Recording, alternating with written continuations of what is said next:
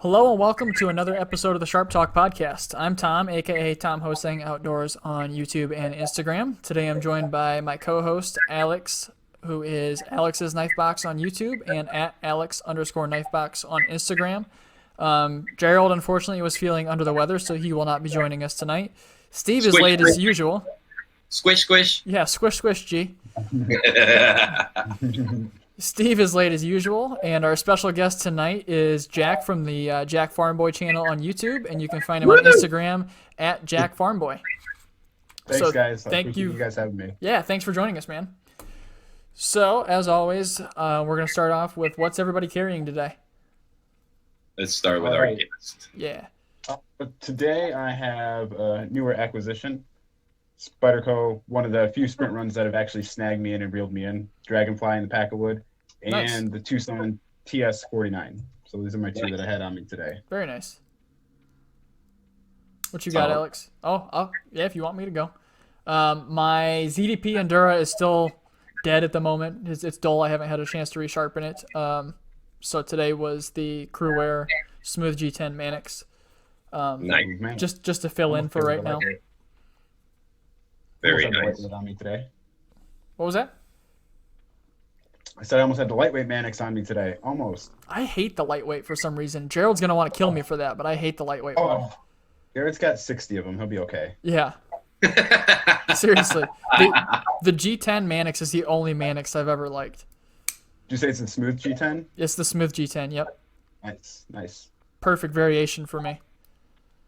You know, so since we're on the topic of the Mannix, I have a S110, right? Mm-hmm. So one of the screws on the pocket clip is stripped on it.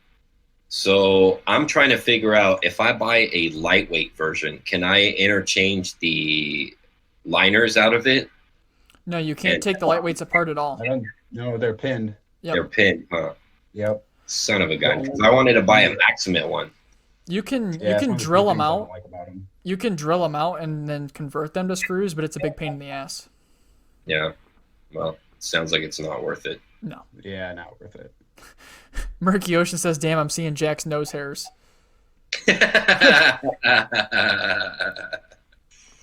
And Namaste Texas says, "Holy smokes, video and audio way better." Thank you. I upgraded my PC, so now you guys have wonderful video and audio. Obviously, the audio is only shit sometimes when Steve's on. So, because Steve's mic is always weird. He sounds like he's underwater, and then sometimes he sounds like he's screaming.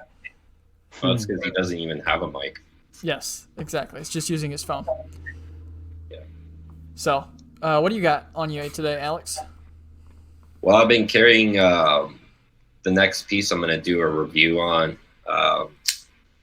I am carrying my Jason Guthrie Custom Scout. Oh, hell yeah. So that is the next piece I'm going to be doing a feature on. It's got Thor Damascus, Mars Valley Fat Carbon, his little raindrop pattern on the lock side. Pretty cool little knife. I have like so much good to say about this knife. I've been carrying it around, barely using it because of the damn steel blade, you know, but Dr. Frunky level stuff. well, he's had a few of these. I've only got one, but I got lucky to get on his books like a year and a half ago, and then last August I finally got my name picked and got one built. So that was kind of cool. It's beautiful. Very cool. I love that Thanks. thing. Does anybody have anything new? Because I do not. The Dragonfly is my newest acquisition. Nice. You guys can see that right there. Bring your camera down a little bit if you can. That better? Other way. This way? Yeah, there you go. Oh, the whole time I was all right. There we go. Yep, you're good to Is that in go. frame now? Yep, Okay. All right. This whole time I was doing it the wrong way. perfect. So you guys got a little face sneak peek. You got like from nose up. You were like a ninja, don't worry. So do you remember the neighbor from Home Improvement, Tim's neighbor? Yeah. That's what you look like. I do. Yeah. He looked like Wilson. Yeah, I couldn't think of his name. That's funny. Yeah, that's What? that. All right, so there we go. That's what I got. What's that one right there up at the top? What is that? This is the Tucson TS49.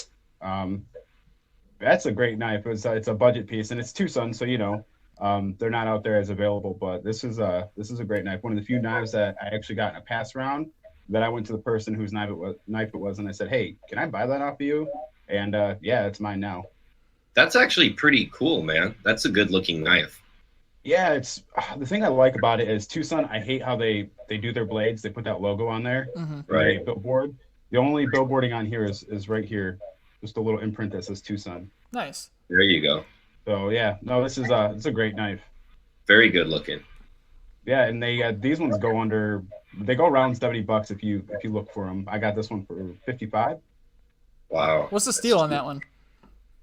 This is D2, so Yeah. do what you will. But titanium, carbon fiber, it's pretty well built. I just had Very good. 2 in for testing, 2 Tucsons, the first ones I've ever handled.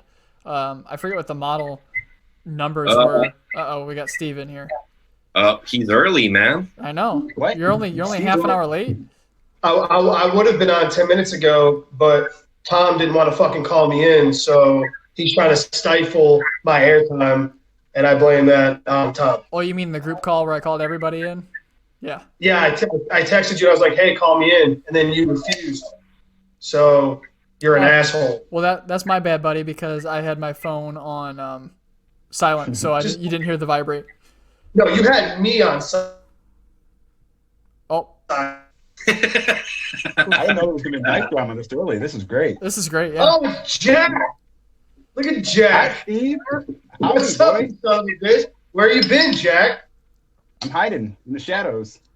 In the shadows. Hey, that's that Tucson. That's a cool name. Yeah, man, we were just talking about it right before you hopped on. So That's the one you sent me to sharpen, isn't it?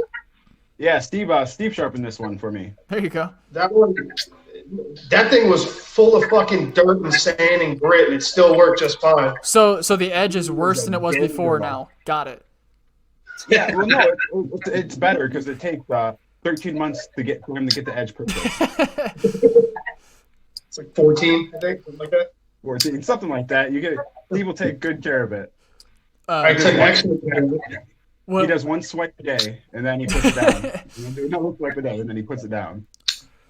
The 2 that I had in time to get a good. It takes a lot of time, man. I appreciate it. It was done very well. the 2 I had in for testing, like I said, those were the first Tucsons I've ever handled, and although the steel, spoiler alert, the steel performed like absolute dog shit. Yeah, but the knives themselves were built really, really well. Yeah, I was gonna have Gerald test this one, but it never got out there. So It's probably better that you don't know. It seems a little soft for a D2. I'll just say it that way, honestly. I had S90V that like did worse than VG10, so. Oof. So I mean, That's because people are soft as you, Tom. What did you say? It was as soft as me? Yeah. Yeah, I mean that's fair. That's all right. Supple.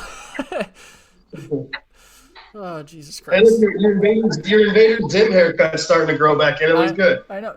Steve. Yeah, It never. it does look better. Thank you. Much. Those 2 weeks really did much for my hair. It did. You got like at least half an inch. Yeah, that's it. Yeah. That's not the only Life is a thing. game of miracles, Tom. Don't you forget that. Who was the one that was posting the pictures of you, Tom, with the pre-haircut and the post-haircut? Dave, I think. Dave, Yeah. it was. Okay. Yep. And then everyone's like, "No, you shouldn't have cut your hair." And then Elliot comes in. He's like, "I actually like it better short." And I'm like, "Fucking thank you." That's because Elliot is gay and has a man crush on you. That's true. And Hey, he makes you sure. I don't think Elliot knows it, but I'm gonna meet him for the first time Saturday. Oh. Oh, you're going to his life meetup? Yeah, it's only about 2 hours away from me, and I'll head down to River's Edge for that. Okay, yeah. So I'm gonna wear some Tom Hosting Outdoors swag and pass out some stickers and be like, "Hey, check out my YouTube channel. Check out my YouTube channel." Yes, there you go. Get some fangirls going. Exactly. When you see Elliot, tell him his arms look small. I know. I need to get on his fucking training routine. Jesus, Yeah. Guy is a beast. he's a monster. Yeah, he lives in Ohio too, doesn't he? He lives about 45 minutes away from me. Yeah. I don't know if I was supposed to say that. I don't know if he. No, but yeah. I mean, he makes it pretty well known. He puts his location in all of his Instagram pictures. He doesn't okay. give a shit. All right. Yeah. And hey guys, I don't know if you guys have said anything about it since I have been here. But can we get a cheers for Alex since tomorrow's Veterans Day? Yeah. Oh, thanks, man. Thank you, Alex. Can we get a cheers for Alex right now since it's tomorrow's Veterans Day? Thank you. Appreciate it. Appreciate your Thank service, you. buddy. Thank It you, was sir. a damn fucking pleasure finding this damn fine country, Oh yeah. especially under the Marine Corps. It was the Marine Corps birthday too. That's right. Today's Marine Corps birthday. Yeah. Thanks for tagging me in that picture. Why Hopefully my favorite Marine? not- Favorite Jarhead. Dude, we already have our first question. All right, let's go. Pretty early on in the podcast for it. What is your must-have knife for 2020? Oh, I don't have one. I'm not looking that far ahead yet. I'm trying to get through 2019 still. I know that's not something I really thought about. I've been kind of burnt out on knives recently, like as far as like new stuff goes.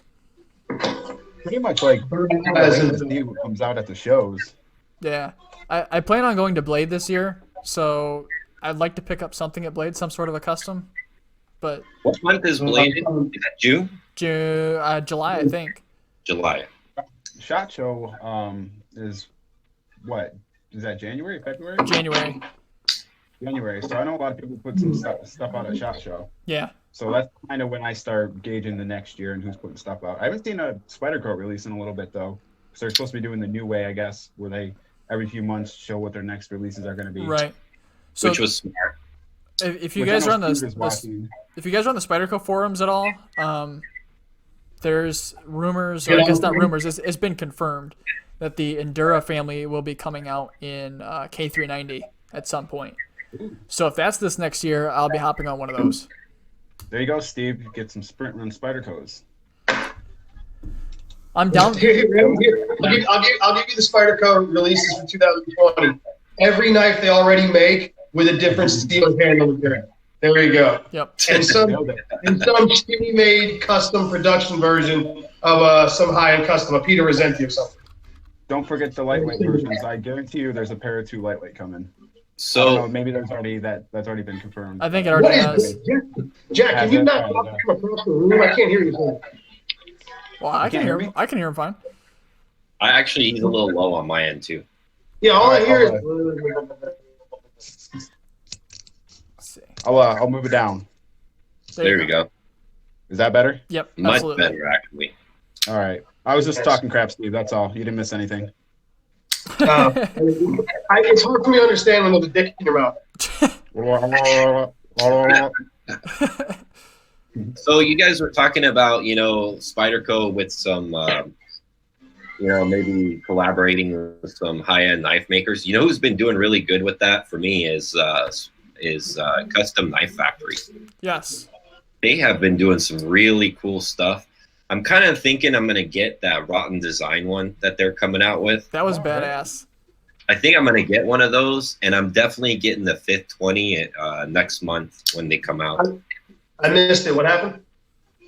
I was saying that, for the, like, Spyderco did, like, the Paisan, right, and stuff like that, for collabs. I think for me this year, the collab winners in the production world have been Custom Knife Factory. They've been doing some really cool shit. You're just saying that because they're Russian. They're China Russian. They're Chinese Russian. They're Chinese Russian. They were China. So I'm definitely gonna get that 520 next month when it comes out, because I can't afford or find a 520 by Philippe Georget. So, but I like that knife. It's really cool. Oh, so it's a Chinese Russian version of a French knife. Correct. The French. Yes. What do you say? You know what? Have you got- You know what? Spyderco's also confirmed that they're making is a mini Nirvana. Oh, are they? Yes. If that is the case, and if they make it slightly better ground, I might jump on one of those. I think The funny thing about the Spyderco production Peter Resenti knives, I was that I saw Peter Rossetti's booth. I handle all of his knives. I actually picked up a knife for a guy who goes by 25 to knife. Shout out to him. He wasn't able to make a blade, so I picked it up for him.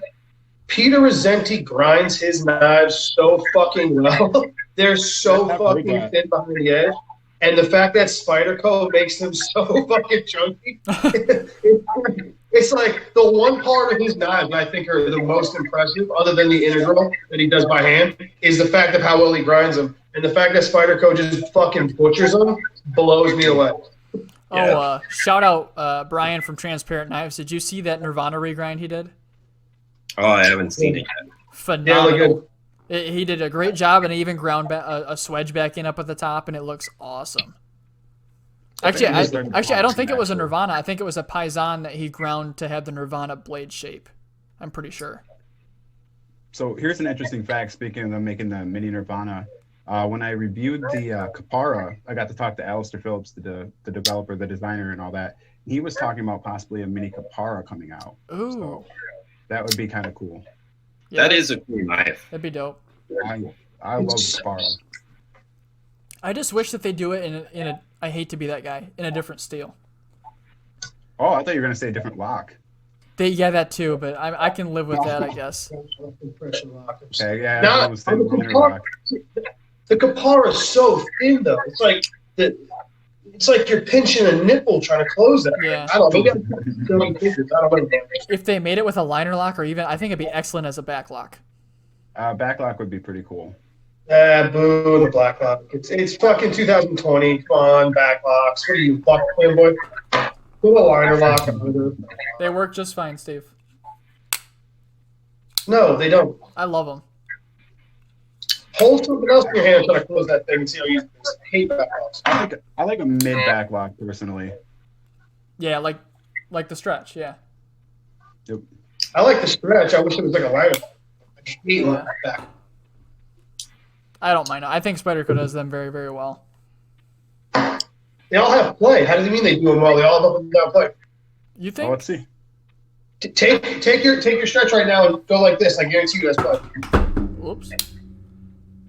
Oh, Steve, hold on. No, nothing. Maybe this one hasn't been used enough yet. I'll go grab 3 of them. My native 100% has 0. But I have heard got nothing. I have heard a lot of bad things about the Seki City ones. They do develop what a lot of people call them Seki Rock, where you do get that up and down play. My old Delica had a little bit. And my native, like I said, is just a bank vault. There's no play anywhere. That was one Spyderco that I can't get behind. Like, it doesn't do it for me, and I know so many people love it. It's Really? the native. I really like the native. Yeah. I know Can you hear of it? people love that. Mm-mm. Is this as play? You probably hear that one. Hold on. Maybe a tiny bit. Yeah, you can hear it on camera. And this one isn't mine. Here's a Packerwood one. You can hear this one too. Steve loves Packerwood. Yeah, my old Delica had a little bit. Huh? My old Delica had a bit of play. Every Endura, every Delica, they always have play. Like I was saying when you walked away, the Seki City ones are kind of known to have a little bit of up and down play. The American one, I think it's just the native, right? That's a backlock that's made here. Oh wait, Yeah. I guess the Chaparral's made in Taiwan, and that doesn't really get it that much either. But the Japan ones are notorious for it. I like the Tai Chung stuff a lot better. Yeah. My shaft Across the board. So, you got any new acquisitions, Steve? I don't think so. Okay. Yeah, I don't think I have anything new. Nothing new, I Tom? don't think I have anything new. Absolutely nothing. Well, I have 10. 3. That's kind of low for you, to be honest. So I text you guys a picture. That Russian one's on its way to me. with the Damasteel, and well, it's that ZD. So remember, I was showing you that Damascus was blue carbon fiber. Like ZDI Damascus or whatever, right? So that's what we thought it was by the way it looked, and we were right. Nice. So I asked him. So I'm kind of interested to see what that stuff's like, because I've seen it a lot on Cherbakovs and a couple other Russian knives. So I got that thing coming. He just followed me on Instagram, actually. The dude. Did he? Yeah. I'm like, yeah. Not many people follow, or he doesn't follow many people on Instagram. I was like, why the hell is he following? Yeah, dude, he's cool. I chat with him every once in a while. He's a really cool dude. So get this. That knife has carboplate, blue carbon fiber, right, with titanium liner lock, with Damascus. How much do you think a knife like that is supposed to cost? It should, I would say, at least $550, right? On the low end. I think even more than that, because I'm kind of comparing it to like a Cherbakov, which is like using the same blade steel. They're about $650, right? I paid $390 for that knife, $380 for that knife, and it's a custom handmade knife. And then there was $20 for shipping from Russia, but that ain't with bad. luck. So, and he even made a clip point for me, because I didn't want the exact same thing as the other one he made for me, S125 one. So he made me a clip point, which was cool. And then I have a, what's that other one? Oh, Steve will be proud. One Russian, but 2 Americans. Hey. Yay! Yeah, I'm so proud of you.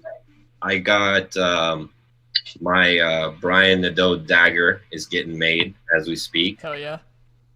And I sent him that uranium Raffir Noble, that stuff that looks like glows like crazy. Yeah. So we're gonna do a dagger with a open fuller, and then he's gonna try to use that stuff, see if he can mill it out. And then if that doesn't work, he's gonna do green fat carbon on it. So that should be done by the end of the month, hopefully. And then my Hellcat is finally getting almost, it's like halfway done with the Westinghouse micarta, zirconium bolsters and clip, and Razor's Damascus, which I got myself from Vegas Forge. So custom Hellcat. Damn, Alex, fancy. A little bit. There's your uranium stuff. It's there. It is. Looks. That's it right there. So everybody, real quick, I want to take a minute to point this out. When beloved member and knife maker Brian Nadeau dies from fucking radiation poisoning, we all have Alex. It's not actually uranium, Steve. I don't think. I'm just saying it's probably Russian. It's probably uranium. My prayers go out to Brian Nadeau right now. Whoa. It's not Russian, okay? It's German. So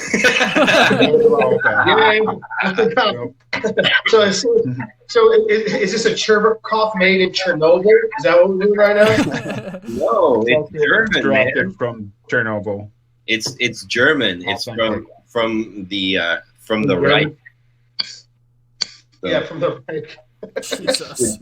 That shit came it took almost 3 months to get here when I ordered it. It was they had to fucking mine it out of some Nazi fucking death camp. Exactly. Oh man. So Alex has got blood on his hands. Yep. It's gonna be poor Brian to go. It's gonna be one of them. Yeah, I know, right? Why? Too soon? It's never too soon. Someone just joined who would agree that it's not too soon, and that's Max. What's up, Max? Max is here? Yep. Dude, I like those new videos Max has been doing of himself, just kind of chilling, listening to some music, He's been mellow lately, man.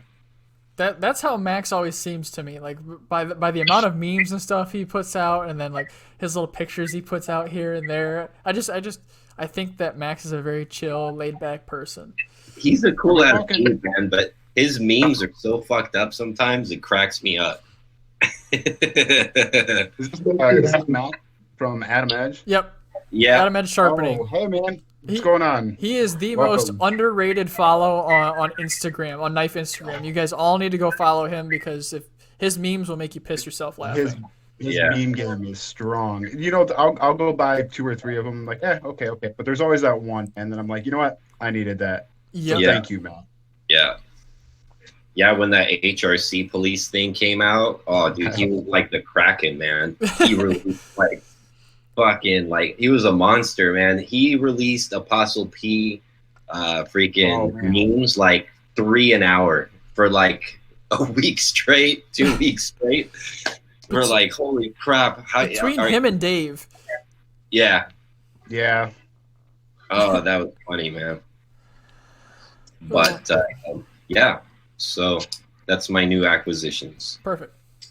You got our knives that we're ready to talk about? Yes. All right. Let me pull up the Google machine here. All right, everybody lock on Tom's screen so you can look at his beautiful. Let me try and flip this around for myself. Everybody seeing what I'm seeing? Oh, yes, the uranium. Yep, perfect. That shit's cool, man. They make one too with the it looks like the moon. Oh, that's cool. I've never seen blue uranium. What? Yeah, he makes a blue one too. So indoors and then it'll glow blue. Ooh. That's pretty dope. I like that.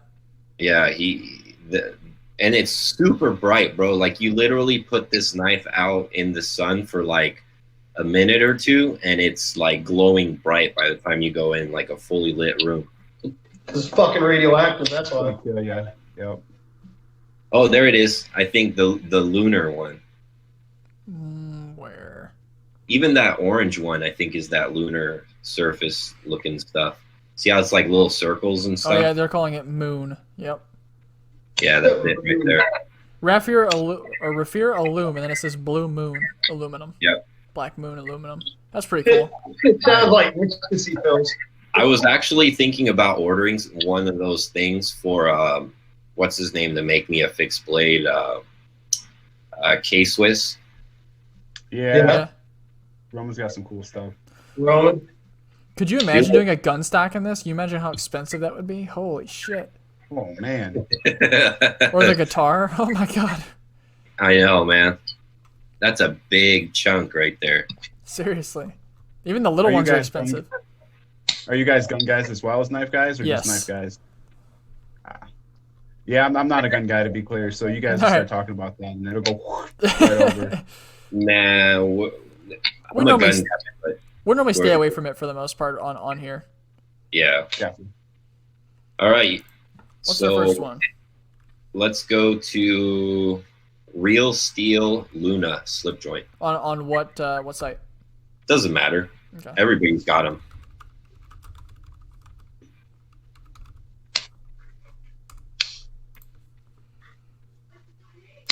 We'll just go to Real Steel's site. Yeah, that's where I looked it up. So it says 119. I see it on Knife Center at $92. Okay. So But they were under 100 last I looked. yeah. So this thing is pretty impressive to me, just because of the price, the look, and of course it's Poltergeist Blade Works or Poltergeist Works collaboration. N690 steel. Just a really cool knife. I mean, for $92, you get a full titanium slip joint and decent blade steel. I think that's a winner for me. Yeah, N690 isn't too bad. Yeah, I like the design of it. I think it looks nice. looks very nice. Yep. Pocket It's got clip's a the little weird- funky. Yeah, it's kind of a thin little wiry clip for that knife. But it looks pretty functional. Yeah. Carries nice and deep. What was the name of that? What did I say earlier? It looked like the poor man's. What's the name of that Chris Reeves knife? That Chris the Reed. Impinda. Yeah, it looks like a poor man's Impinda. Yeah, I'm kinda. cool with that. I'm all about All about the poor man's knife. That's what happens when you have 14 kids. Yep. For those of you guys that don't know, I'm a budget guy, more or less. So There is nothing wrong with that. I dig that knife though. Yeah, I really dig it. I kind of wish I could hold one just to see if I really wanted to buy it or not, because I can't tell if my hands, if they'll fit like nicely, but looks like it'll be 4 fingers. Yeah. what's the handle length on it? Doesn't tell I you know it's on under here. 3 inch. I know it's under a 3-inch blade. Does it tell you the overall length and the blade length? Yeah, the overall length was 6.625. Your blade length 2 3/4. So you're looking at about just under 4-inch handle length. Yeah. That's It's gonna be that's the Blade HQ exclusive Oh, Blade carbon HQ fiber, yeah. version. That's pretty cool. So good job, Jacob, on designing a nice knife. You know, and I've talked to Jacob when I was buying that other knife, and he really likes Real Steel a lot. He praised their manufacturing pretty highly, which is pretty cool coming from him, because his knives are like, he builds everything from scratch. I mean, the screws down to, I mean, everything, like all handmade. So No, I'm those are impressed stuff. with the Real Steels that I've handled. Yeah, I had that metamorph in it. It was built really well for what it was. yeah. I had the Real Steel Griffin, and the action on that, with the roller bearings with a button lock, were like $70. It was Whew. fantastic. Did you see I've got the Did you see the Harrier? No. The Harrier was kind of cool. I've got a Real Steel Terra. That thing's a PM2 killer, if you ask me. I was about to say, I know Steve likes that one. That's kind of interesting looking. Is that G Mascus or is that carbon It fiber? was carbon fiber. It's Cockmascus. I forget what the Where's cool the thing Steve? about it was. Hang on. It's CTS 204P. It has a double detent. That's what the weird thing was. A double what? A double detent. Oh, Oh, and the bearing system is sealed. that's Okay. interesting. Kind of like how the Hawk stuff is. The mud. That's not a tiny knife either. No. That's like 3.5-inch blade. This was kind of neat, though. I kind of considered picking one of these up. Yeah. But then I realized it's 204P. It's probably soft. And I hate flippers, so Really? I cannot keep a flipper in my collection. I did catch flipper fatigue there for a little bit, but I hate when they can't get them right. If you can't get it right, don't do it. And I'm kind of picky about how they turn out, so I could understand that. Even when they've been done perfect for me, I'm like, I'd rather open it with a thumb stud. I don't know why. Yeah. Yeah, I'm Tom leaning doesn't towards have thumb the studs dexterity anymore. of their fingers to do this too much. What was that, Steve? Tom doesn't have the strength in his finger to do this. He needs the big thumb. Yeah, that's it. The other thing I did notice about this, you have like that milled out landing spot for your finger, which is nice. It's a good touch. Yeah, I like that when makers do that. And they put that in there, yeah. It Those- does make the flipping experience. Well, it's got a thumb stud for you too, Tom. Yeah. There you go. These 5 pins in the back are kind of weird. Yeah. I don't know. They look like they don't really need to be there. Nope, they're just there to look cool. So, I mean, Hi, that's guys. pretty damn good. Give me 1 minute. I'll be right back. All right, guys? Okay. Not. How dare you? Way to go make me a cheese sandwich, Steve. American cheese, motherfucker. All right, what we got for the next one, Alex? For those of you who don't know and aren't aware, Alex is the only communist in the chat.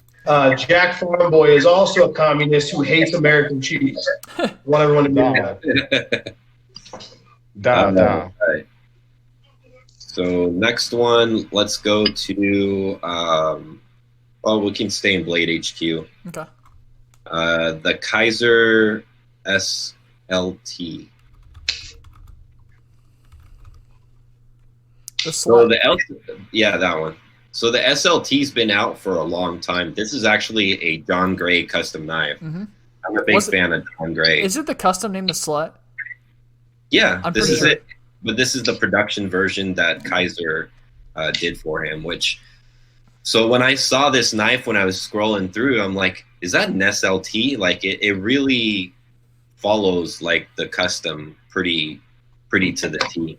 Didn't Levon name that one? I'm pretty sure. I have no idea. I'm pretty sure John Gray couldn't think of a name for it, so Levon named it the slut, and John Gray just went with it. Yeah, I have no idea I think. if that was the knife or not. I like it a lot. It's kind of cool. I mean, it's. Well, I like his other Kaiser, the other gray model, the bigger one. What I do hate is that pocket clip, though. It's massive. Yeah, it is pretty large. I couldn't tell if it was a large pocket clip or a small knife, which one it was. Doesn't matter. What's the blade length? Oh, 3.5. What's the Yeah, other one from him? That's a pretty large pocket clip, actually. That one right there. That's the one I like. The one he's best. Oh, right here, the GPB one. Guy. Yeah, that guy. Yeah, and he's got that trademark pivot, which they stayed true to, you know? That's a cool looking knife. I like the angled thumb stud. Yeah, it is pretty cool. I like that thing. And, you know, with John Gray, there's nobody else that has anything that looks like his stuff. He's got his very unique look. That's dope. Yeah, it's dope looking knife. Too bad it's Chinese. And $220. Yeah, it's an expensive Chinese knife, too. Hanging that for China, bitch. I much prefer the SLT, I think. Yeah, the SLT is a little more my style, but... Because it looks like a Shiro. Looks like a what? If you gave it more of an upswept blade, like more of that traditional drop point, it looks like a Shiro. A little bit. I can see that. That's Alex's style. Simple. It's his jam. Pull up the custom SLT.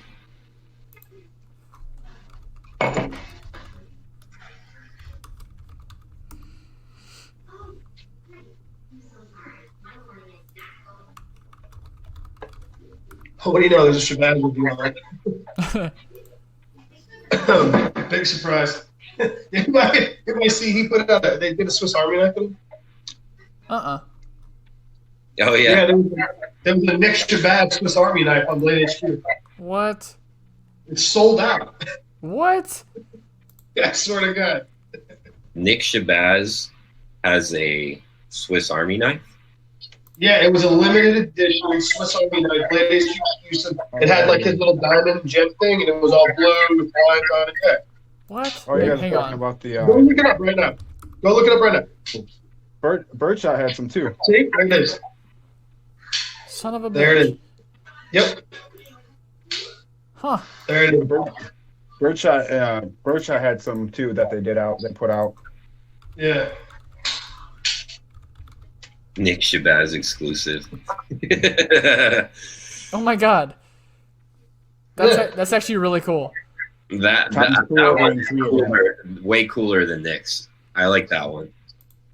All right, goals. We got to get the Sharp Talk logo on a Blade HQ exclusive. Oh, yeah, come on, Blade. Nah, fuck that. I want to do something like DLC. Fuck Blade HQ.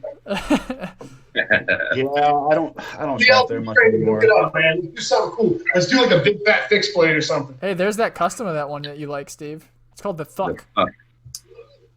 The Thuck? That is so up my. It's called the Thuck. That sounds like a knife that Steve would name. It's like if Mike Tyson was trying to say that it sucks. It's a Thuck. The Thuck. Yeah, Thuck you. I like that. I like that. That's that dope. pocket clip though. That pocket. See, I'm not a pansy like Tom and don't give a fuck about the pocket clip. I can excuse it on a custom, I think. I want that big old honky dory thing hanging out of my pocket. It's kind of a neat knife, Yeah. definitely. Let's hammer it to a tree. I'm not seeing any of the custom SLTs. You had it up there. Are you sure? Yeah. Nah, that was That's only like the first $300. picture. It was only $300. It wasn't the custom. No, he had one that had like this like rock pattern on it. I think it was just the customized Kaiser. Nah. It was only $299, dude. You mean this one, the SLT by Kaiser, customized by John Gray? Oh, it is customized by John Gray. Interesting. I mean, that's still kind of cool. Yeah, sort of. But I mean, The one thing I don't like on that one is that big Sort of. pivot head. If you're a peasant, it's cool. That's cool. It's pimped out by the maker, you know, or Yeah. designer, I guess I should say. what's the next one? All right, next knife to talk about. This one I really actually like quite a bit. It's the Graham knives. You're not gonna find it on Blade HQ though. Okay. I think Knife Center has it. If you shop at Blade HQ, you like The nuts on your the GMT Rhino. It's the new mid-tech he released.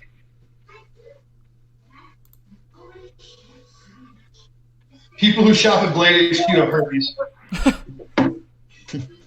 Facts. So the guys in our Twitch chat are saying Sharp Talk sack is needed, X-rated edition, and I said it'll just have a cock on it. I want to do a Swiss Army knife with a silhouette of my nutsack up. Murky Ocean says can't forget Steve's balls. Yes. That's what I just said. I want a Swiss Army knife. I want a sack with the silhouette of my nuts. Oh shit. So there's the Graham Razel mid-tech. Rhino. It's a shorty Rhino. I can totally see why they call it Rhino. Yep. I dig it. I really like this thing. I forgot what the name of the manufacturer is, but it's an American shop that makes these, Okay. and Nice. he just kind of assembles them and puts them together and gives them the final touches. But that's his latest and greatest. I was kind of tempted to buy one because I sold my other Graham Mid-Tech. I sold my Razel. So I was thinking about getting one of these. I kind of like this one a lot better. Do it. Do it. Do it. Do it. But it's pretty cool. I mean, it looks like a neat little chunker, you know. And then for those people that don't like that flat tip from John Graham's original like Razels, that looks like a chisel. This looks more knife-like, you know. It's got a tip, Right. More normal. and it's got that badass inset pocket clip. I love that shit. I love that pocket clip he does. So speaking of that pocket clip, I'll be sorry for my little bit of absence here, but now I'm kind of popping back in. How does that pocket clip ride in the pocket? I've seen them before, but I've never had one. So it just goes in the pocket, and then the knife just twists a little bit, so there's like a little bit of tension, and the knife never like slides or moves or anything. It works really well. Huh. Very, very low profile. I mean, you can look at the pocket clip. It's fully deep carry, so Yeah. you literally see nothing but a tiny little sliver sticking out of your pocket when you're carrying it.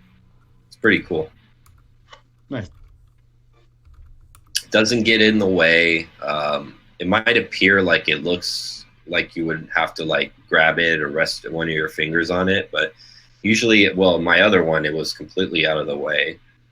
The only thing I can say, if you guys get one of these, just be cautious because he really likes super early lockup on these things to the point where mine was failing and I had to send it in and have him fix it. Oh, that's kind of a Yeah. yeah. And That's a no-go. I have heard a lot of people. So his explanation to me was that he does that because he wants longevity of the lock. And most people really like early lockup is what he told me. Or I told him, well, I don't like it, so I need you to fix it. I mean, I spine whacked it and it failed like maybe like two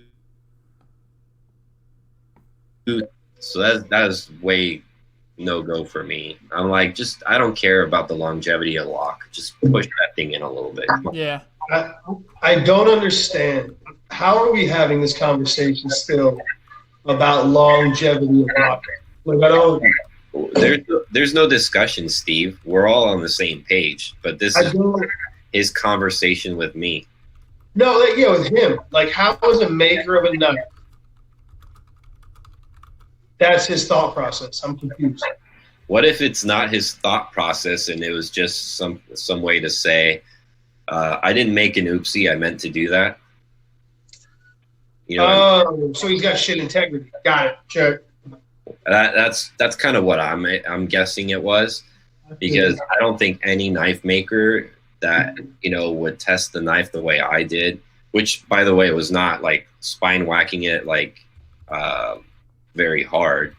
I mean, I didn't want to like fuck up the knife, so all I did was I put like a little folded up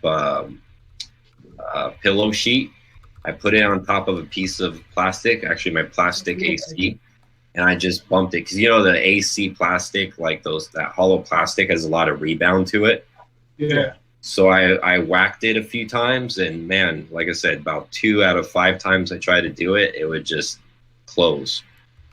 Wasn't the roll of duct tape is the standard ZT lock test medium? Yeah. Spine wax. Yeah, that works too. But I figure I'd do it a little bit on harder material. I mean, Yeah. Plastic has that real good rebound to it. So. How about this? Fact is, if the lockup wasn't that early, you wouldn't have even known to test it, right? Right. If you didn't look at it and go, "Fuck me, that looks early," whack. If it was actually just set properly, you would have like, "Okay, cool." Yeah, absolutely. That's crazy. Yeah. So hopefully these are better. And I don't know if it's the knife manufacturer that set that whole thing up, or if he kind of final tunes them, like he assembles and does the whole thing. I have no idea how that whole thing works, or if he just sharpens them after they're manufactured. Whatever it is, hopefully it's fixed on this model. Yeah. But cool knife though, really good looking. No, I like it. Yeah. All right, what do we got next? All right. Let's go on Knife Center.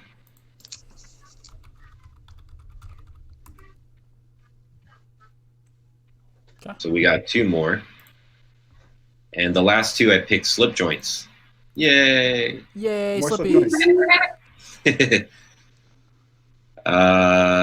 So Pepe Gelamo. Gelamo. I was just looking at his stuff earlier. I don't know that Hold name. on. Hang on. He's actually a fairly decently known custom slip joint maker. And That's why I don't know him.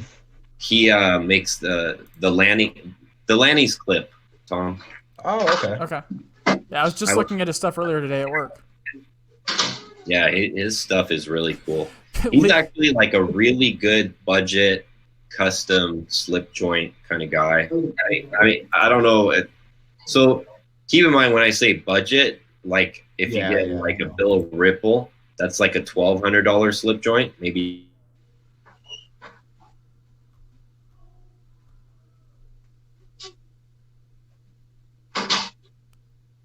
Uh-oh. Still there, Alex? I was about to say I lost Alex. We lost out.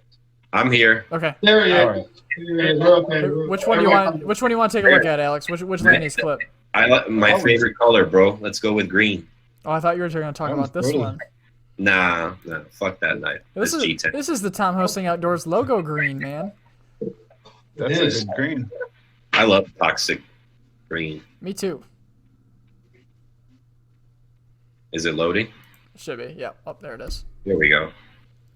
So, very nice looking fucking. Look at that sharpening choil. I know. Wow. I love it. All right, I like that. Okay.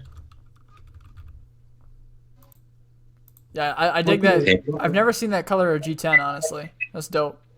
Yeah, it looks really nice. What's the price tag on it? I didn't catch Was that. it like 600? I think. Yep, I think, $595. yeah. Under No 600. Sold. Fuck you. Hey, this is actually kind of more on the budget side when it comes to custom slip joints. I know, it's ridiculous. It looks like a Rough Rider. No. Oh no. Yes. Not at all. No. Straight up looks like a Not Rough even a Rider. little bit. Oh, That is a Rough Rider, straight up. I think the thing looks beautiful. It's got, look at the edge on it. It's nice and even. Nice, good, thick handle. I think that'd be a really nice slip joint to get. Steve, there's a guy on if this looks Instagram like a Rough that does Rider, big blade. your hinders all look like Kershaw's. Fair. No. That's the fair play. Actually, I think the Not hinders do look like Kershaw's. First off, look like Hinder. Pull up a green Rough Rider next to that and tell me it doesn't look the same. Oh no. Here we go. I'm not sure if we're gonna do that. Do it. Okay. Come on, give me a push. I liked this one, Alex. It's, I mean, that one's cool too. The dimpled G10. That's pretty neat. That is pretty cool. I mean, don't get me wrong, but I'd pick the green one any day. All right, we'll look up a Rough Rider. Yeah, green. It's like a Barlow or something. Good point. I hope Just Pepe's not because watching. it's the same color doesn't mean it looks the same. I'm telling you, I think it looks like a Rough Rider. So we're gonna live and see how off Steve is. See if my Kershaws and Hinders are the same. Yeah, come on. Already. No, pull up a clip point. Pull up a clip point. Like it's like a clip point Barlow or something in that style. Single blade. Come on. I was about to say Smoky Mountain Knife Works will have all your Rough Riders for you. Yep.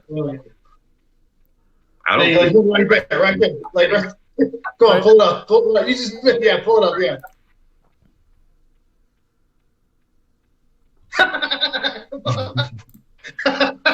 Come Wow. on. Look at that. not even a little bit actually. Look at that. Look at it. Look at it. Look at your shame right now. Look at it. Come on, I have no shame, Steve. Steve, come on. Look at it. It looks nothing like it. This is a hollow ground. Pull up all right, Tom, pull up a hollow, I mean, a clip point. Like a They don't have a hollow grind at this They don't point. have one. yes, they do. They have a million blades. They're all They have flat little blades like case knives. You see, even Paul says it's not even close. I don't know who the fuck Paul is. Fuck Paul. Paul's always on your shit, commenting on your stuff. Paul's eyes are broken. Not my fault. Pull up a Pepe's clip gonna point. come knocking on Steve's door. He's gonna hear knock, knock, knock. It's gonna be Pepe. Yeah, Who's knocking on the door? this has got the Pepe's bolster. coming for you. This has got the flared handle. Well, you can find a flared handle on it. It's the most basic looking slip joint ever. It doesn't even have bolsters. It's true to the Lanny's clip pattern. Yeah. It's a It pattern. doesn't have bolsters. Paul It's says. not supposed to have bolsters. Paul says I have audio of Steve saying he loves me. He's lying. He's lying. I would never utter such atrocities. I would not. I don't think they look similar at all. Not one bit. I think they look very All similar. right, moving right along. Yes. Next one. Yeah, keep it moving because you know I'm right. Last slip joint. Okay. Zero tolerance. 02. Oh no, I knew it. I knew it was coming. What was the number? Wow. 230, right? Yeah. It was DT. Why? I thought it was a valiant effort. I'm not gonna buy that. I don't. Oh, like the designer. look at that thing. Look at that stupid thing. I think it's kind of Oh. cool. I mean, but I like the Jen's Enzo. Zanzo is. I like his work. Thing so hard. They've been marketing the shit on it. Yeah. Look at it. I think You know what's it's the really most true to recent- the custom. Yeah, the custom casino looks just like it. Yes. Here's the thing, though. Here's the thing. What makes a custom special is the fact that it's a fucking custom and somebody made it by hand and the design's unique. When you put this watered down bullshit version of it, you lose all that. I don't know. Look at the 8015, man. Those sold out. Yep. when those came out. Have you handled a real 8015? No, I have not. I haven't even handled the production version. They're very similar. They're damn near identical, other than titanium and aluminum. They're very similar. I This is honestly not really the like same it. thing. Look, it's got bronze washers on it. Pretty cool. I didn't think they were gonna do bearings, honestly. But I didn't even think they were going to Okay. do bronze washers, to tell you the truth, on a Slippy. and it's a double detent slip joint. It's not on a back spring. Yep, Okay, I like that. I like that too. So Okay. it's kind of like that Monterey Bay Knives EWC. Yep. That Or EWC the Black Star or whatever. Yeah, and the Isham Black Star. Right. Pull up the casino. The only bad thing is, like, Paul just asked if there was a half stop, and there is not. I don't think. I don't think so. But I don't know I'm the trying answer to to remember the that. video that they put out on it. I think there is. I guess I that's, think not, that's Zach- not a good comparison. Oh, you know what? It's not the casino. It's the Monte Carlo. Yes, That's what it is. I couldn't think of the name. I think Zach had this on his channel last night. I think there is a half stop of sorts in there. Is there? I don't. I'm probably wrong. It was late, but he had it on his channel last night. I remember there being a half stop. So look at this one, right? This is the custom version. The zero tolerance one comes at $188, right? Carbon fiber, all that stuff. Yep. This is $875.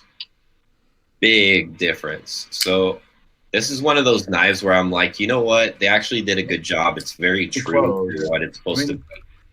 And now, on the flip side, I think zero tolerance should be spending more time doing something else than slip joints. I think they've fallen way behind. But Just a quick shout out. Hombre's comments pretty funny. Yeah, I was just about ready to say that. It says, honestly, though, since ZTs have no reliable locking mechanisms, they should all be treated like slip joints. Who said that? Ombre EDC. That's awesome. That's great. But it does stay very true, and it comes at a fraction of the price. So It is pretty true. So I hate to say it. I know Steve's gonna cringe, but I think ZT did a good job. I agree. It's one of the it's less polarizing than the one they came out with, the gas station buoy type knife. At The least- Oh K-bar god, thing. dude, that thing was horrific. At least man. it's a new knife. And it is a new knife. Yes, that is That's correct. So the 0223. Fuck that. That knife is garbage. Garbage. So hopefully, I'm just saying, nobody here has handled that slip joint, so I don't think we can say that they did a good job. I think it looks very true to the customer. I have hope. I have hope. I have hope. Visually, it's on point. Here's the thing that throws me off. Ready? So it's a double detent, right? Mm-hmm. Okay. The reason the slip joints you named, like that ECW and the Dark Star, Mm-hmm. right? Yep, The reason close those have enough. a double detent is because they have a flipper tab. True. So it allows you to flip yeah. them. This knife has no flipper, so there's no point in a double detent. It'd be better off if it had a back spring. So now you've got a knife that has a weak detent that's made for flipping that has no flipper. So what's the fucking point? But that's not on ZT. That's on Jen's Enzo. He designed it. Does his original have that same double detent? I'm pretty sure it does. I mean, do we know for sure? There's no back spring. You sure that's not it? It doesn't go under? It's not a, it's a custom master. This is a backspacer. It just it dies right there. Again, that's a custom. You're paying for a custom. I'm sure the detent on that's going to be different. Something on a DT on a production model. I don't see the purpose. Even Jen's Anzo. If Jen's Anzo put a non-flipping double detent slip joint, I don't understand why he would do that versus just a regular back spring. Yeah, I see what you're saying. I mean, I agree with you. like that neon green one you just showed. The thing about slip joints, you getting into slip joints and traditionals is all about fit and finish, right? That's the big part. They're $800, but the fit and finish is where people are looking at. So having stuff like flush back spacers is very difficult. But so if you put a double detent on it, you're basically taking the shortcut way without having to worry about fitment on the backspacer. But this isn't a traditional, like, this is kind of another one, like, rendition of like a modern slip joint kind of deal. Yeah, but it's still a slip joint, and a slip joint is a traditional look. Yeah, but this is not a traditional anything. I mean, this is like, I think somebody trying to reinvent the slip joint is what it is. Kind of like the It seems lazy. Yeah, I don't agree completely, but I don't disagree either. You know what I mean? Though it seems lazy. Like Lion Steel does modern slip joints. They still put a backspacer in there. Yeah, I totally see what you're saying. Like, it makes sense. It makes sense what you're saying, but I think this knife should be a lockback. There, I said it. There you go. I agree. Just not a Spyderco lockback because they all play. Yeah. So that is all the knives I have for you guys tonight. All right. Nice little roundup. For sure. So now we come to the segment where we talk about something. Let's ask Jack some questions real quick before you have to get off. Jack's got to go. Come on, Jack. Don't get close. Dude, I can only get rid of the kids for so long, man. But I got a little bit still. What's up? Here. You have a significant other. They can do it. They're actually mother of mine. All right, so I guess I'll start off with a question for you, Jack. How'd you get into the whole YouTube thing? So like just doing videos? Yeah, just videos in general. So I started watching, Apostle P and those guys back in the day. Cedric and Ada was probably one of the first ones that I subscribed to and just like watched. And then he was a lot smaller back then. So just commenting all the time on his videos, I got to know him and some of his viewers. And one of them, a guy named Killer Deegan. If you watch his old videos, you'll know who Killer Deegan is. Killer Deegan kept pushing me to make videos down in the comment section. So eventually I just did, and they all sucked. And then he had a contest, and I won his contest. He sent me a knife, and the only thing was I had to review it. And I was like, oh shit, I actually have to do like a good review. So that was probably my first one where I actually like put work into the production value of the video, and that went over pretty good. So I kept doing knife reviews. Awesome.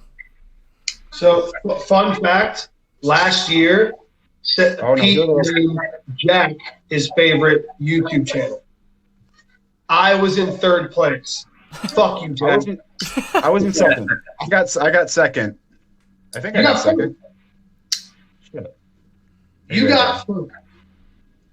Oh, you know what I did? You got second, and I think Nero got third. No, Nero got second. I got third, you son of a bitch. Don't you try to rub it in. Don't you? I see what you're doing right now. Don't you try it, Jack. Hey, if it makes either one of you guys feel any better, I got third in Nick Shabazz's contest. You did. That was what put you on my radar, Tom. Oh, really? Yeah. Yep. Because Awesome. I went through and I started watching all the guys that were in Nick Shabazz's. I think I got like 6th or 7th in that one. I still get hate comments on that Hinder video. I love it. Really? Oh, yeah. Your hand. Well, good for all of you. I'm nobody's favorite, so. Hey, you weren't around when we kept trying to tell you to put out more videos. What do you mean? I put out more videos than you do. I was about to say, Alex is kicking my ass right now. No. Production. We tried to get you on the YouTube train before Shabazz's contest was up. Oh, I wouldn't have made Shabazz anything, man. I'm not I'm not that kind of reviewer. I'm very informal. I don't give a shit. I just film it all the way through. Try to have a good time. Some guys like that. Yep. I'm informal and don't give a fuck, and people still watch my shit sometimes. Yep. Yeah, Steve is very informal, and I can tell you he gives 0 fucks. I'm I brought Informer back to the knife. I was about to say, Steve, whether you like this or not, whether you like it or not, Steve, it's kind of a compliment. You kind of like rough some people up a little bit on the way they do their videos. Oh, I didn't mean that. No, like, but it's a good thing. It was a good thing. You've mentioned it in private. With a specific channel, he kind of stopped giving as many fucks when he started doing his videos. Oh, yeah. You're not the first person to point that out. If I had anything to do with that, it makes me a happy guy. Alex, both Lee and BJ both said you are their favorite YouTube channel. Yeah, right. Dead serious. I'm dead Thank serious. you, guys. And Paul says Alex's videos is like watching Ben Stein read 50 Shades of Grey. Very monotone, erotic whispers. Wow. Nice. So I've had a few people email me about that. You guys have to realize the only time I have free when I'm making videos is usually about 11:30, 12 o'clock at night. Yep. Whereas in one wall away, my daughter's sleeping with my wife. So I don't really get like a lot of like place or time where I can do these. So I got to kind of like keep it down and keep it mellow, you know? It works for you though, man.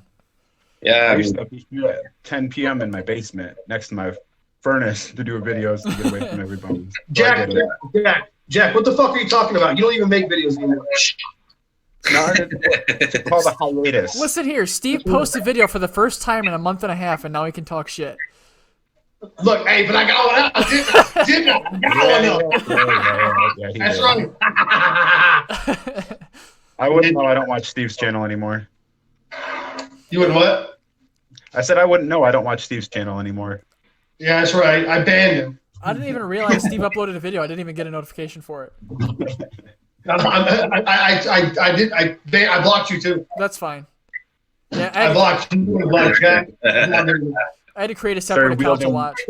Look, I'm like Apostle P. I make videos and turn off everything so no one can respond. Yep, I created a second account to watch since you banned my other one. This one's called Fuck You, Steve. God damn it. I'll keep blocking you. That's all right. American Steve sucks. That's my no Can't count. stop, won't block. Listen, don't threaten me with a good time. Look, can't stop, won't stop. I'll keep blocking you. Hey, I've been getting tagged on some shit with Tiny Hands Tom. I know. Hashtag. I've been getting tagged on a lot of. I'll be carrying 8CR for the next 2 weeks. We don't even have to look at the posts. I lost. Yeah. We don't even have to look. Yes. So what's the backstory on that? So we did a contest last week or 2 weeks ago that so there was hashtag Tiny Hands Tom, hashtag Bridge Troll for Gerald, and then hashtag Fuck Steve for Steve. Fuck you, Steve. Fuck you, Steve. Yes, thank you.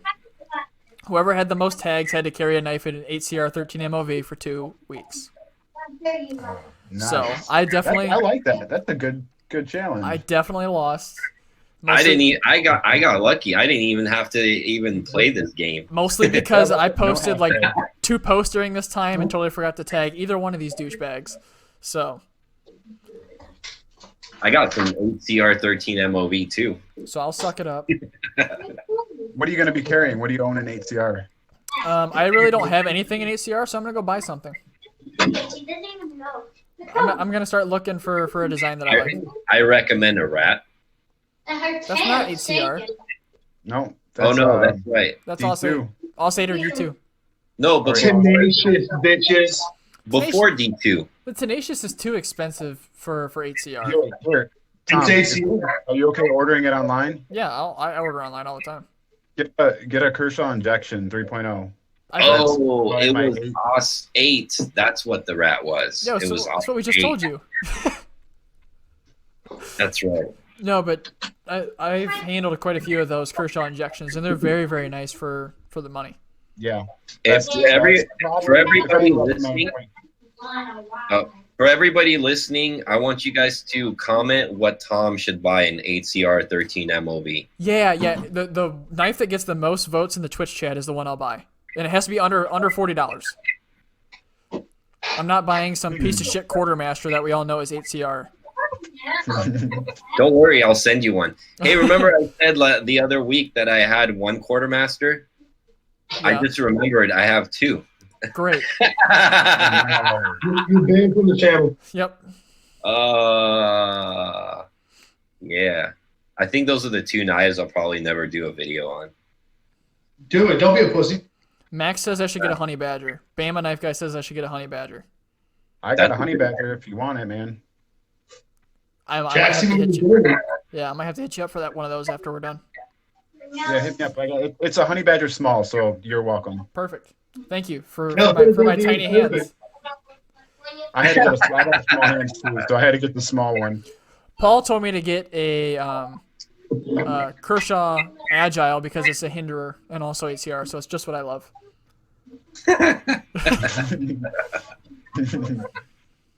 Kelly, watch with the laser. It's funny because I have smaller hands, but I like the bigger knives, like big-ish. Like the Mannix, the Stretch is a bigger knife. Man, this is not a big-ish knife. Stop. Shut up. I like my small knives. It's big. It's like a medium size. It's a big knife for me, dickhead. So, Jack, I have a question for you. Yeah, man.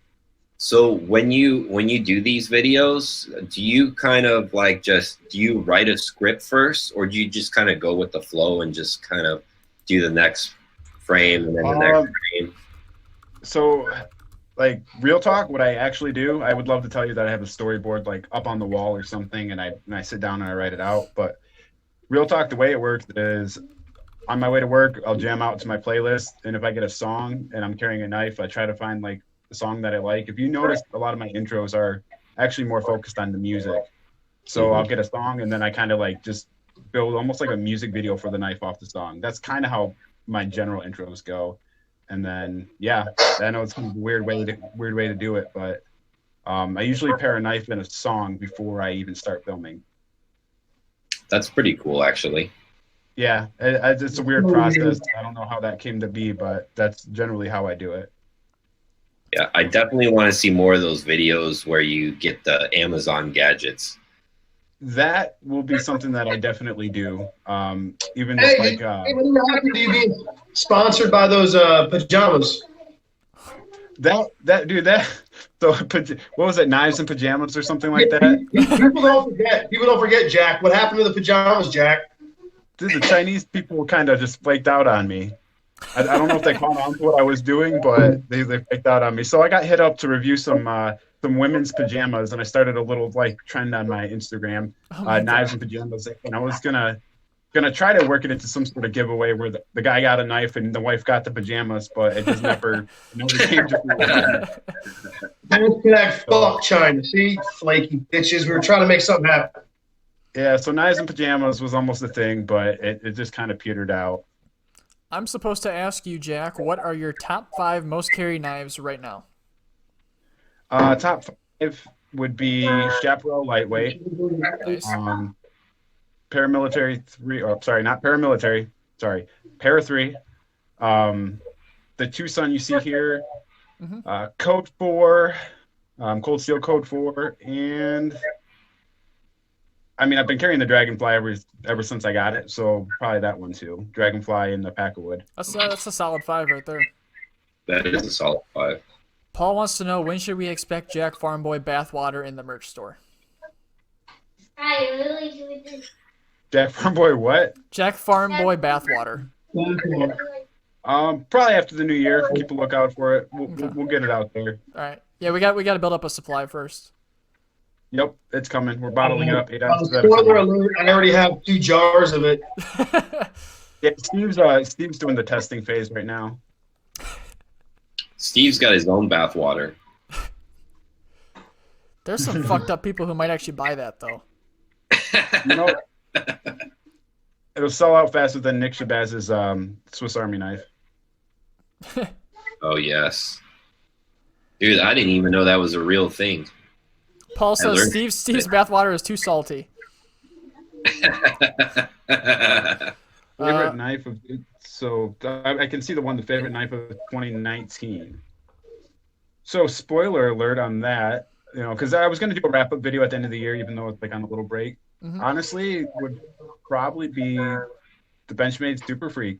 Same. Even like that came out early in the year, but production knife I couldn't find anything wrong with it.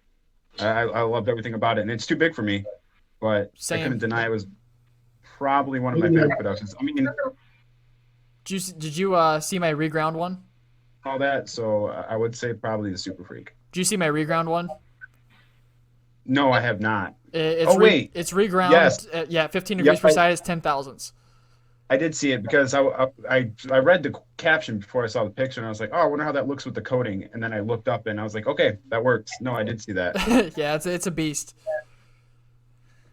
I've been So yeah, I've been a bit disappointed because I'm on this ZDP project thing that I've been carrying this so much, and I got this like 6 days after I got my Super Freak back, so I haven't been able to carry the Super Freak, and now I'm about to do that 2 weeks of HCR. So fuck me, right? 2 weeks of the HCR, man. Poor Super Freak. I know. You know, Tom, just to make you feel better, I'm gonna carry HCR for 2 weeks too. Okay, Alex, you realize 2 weeks is like 14 days, right? Yeah. Okay. Are you gonna pair it with a different knife too? He is. I think I have one or two. Does it have to be the same knife for 2 weeks? No. Okay. Yeah, I have an 8. You know what I'm gonna carry? I'm gonna carry that Kershaw Atmos. That's a good one. Yeah, I have one of those. I won it in some thing on Knife Joy. I had one of those too, and then I lost a washer out of my old Super Blue Stretch, so I took it apart, took a washer out of there, and now it's just a bag of parts that I threw away. Nice. By the way, I'm really not carrying HCR 13 MOE for 2 weeks. I didn't think you would. It's in his back pocket. Yeah. It'll be okay. Jesus. Yeah, as soon as you said that, I was like, there's no way he's doing this. Not a chance. I just For you guys, what's favorite knives of 2019? What are some of the ones that you guys are liking? That's a good question. What's the question? Favorite knives of 2019? Because I thought about it already a little bit before this because I was trying to think of my rapid video, but getting caught off guard, I don't know what I would pick, but I'd say that's that Super Freak for sure. Mine was the Shirogorov Neon Zero. I have yet to handle one of those, but I really, really like it. Looks great. That knife is so good. So, Alex, I think I've come to the conclusion that if I'm going to buy a Shiro, it's going to be an F95. Yeah. I didn't like that Hatian light. F95 is a great knife, man. It is. Especially, it's like their entry level, too. I really want to get my hands on that new quiet carry. Yeah, with the Elmex. Or the, yeah. What steel was it? I forget. Yeah. Yeah, Vanex. Yeah. Yeah, I'm interested in that. I'm liking the quiet carry stuff. I have a quiet carry West. I've had it forever. It's a great substitute. Huh. It was between that and then that Chebrikov. Oh shit! What was the model? I sent to you guys. It's the Streesh. No, not the Streesh. The little like chubby one that I sent you guys. The Bulldog or whatever it is. I'm gonna look it up real fast. I think it's called a Bulldog. I really liked that knife for. Is it the Bulldog? I mean, it's a good deal. Like the price is right. No, it wasn't. Yeah, for Vanex, that's sweet. So for me, like I don't like the Shiro stuff. Kind of is a little over my head because I don't play in that arena too much. So for like a guy like me, I'm gonna get into Shiros. Let's say, right? Mm-hmm. What's a good like entry level Shiro? F95. Yep. F95. Yep. Okay. $650 ish, right? Yeah, like they're like 650 new. You can find them used for high fours. I'm a second market kind of guy. What was that? I said I'm a second market kind of guy. Yeah. That's where I like to play. Here. I think the entry level ones. I've mentioned it before. It's not. You're not really losing out on much.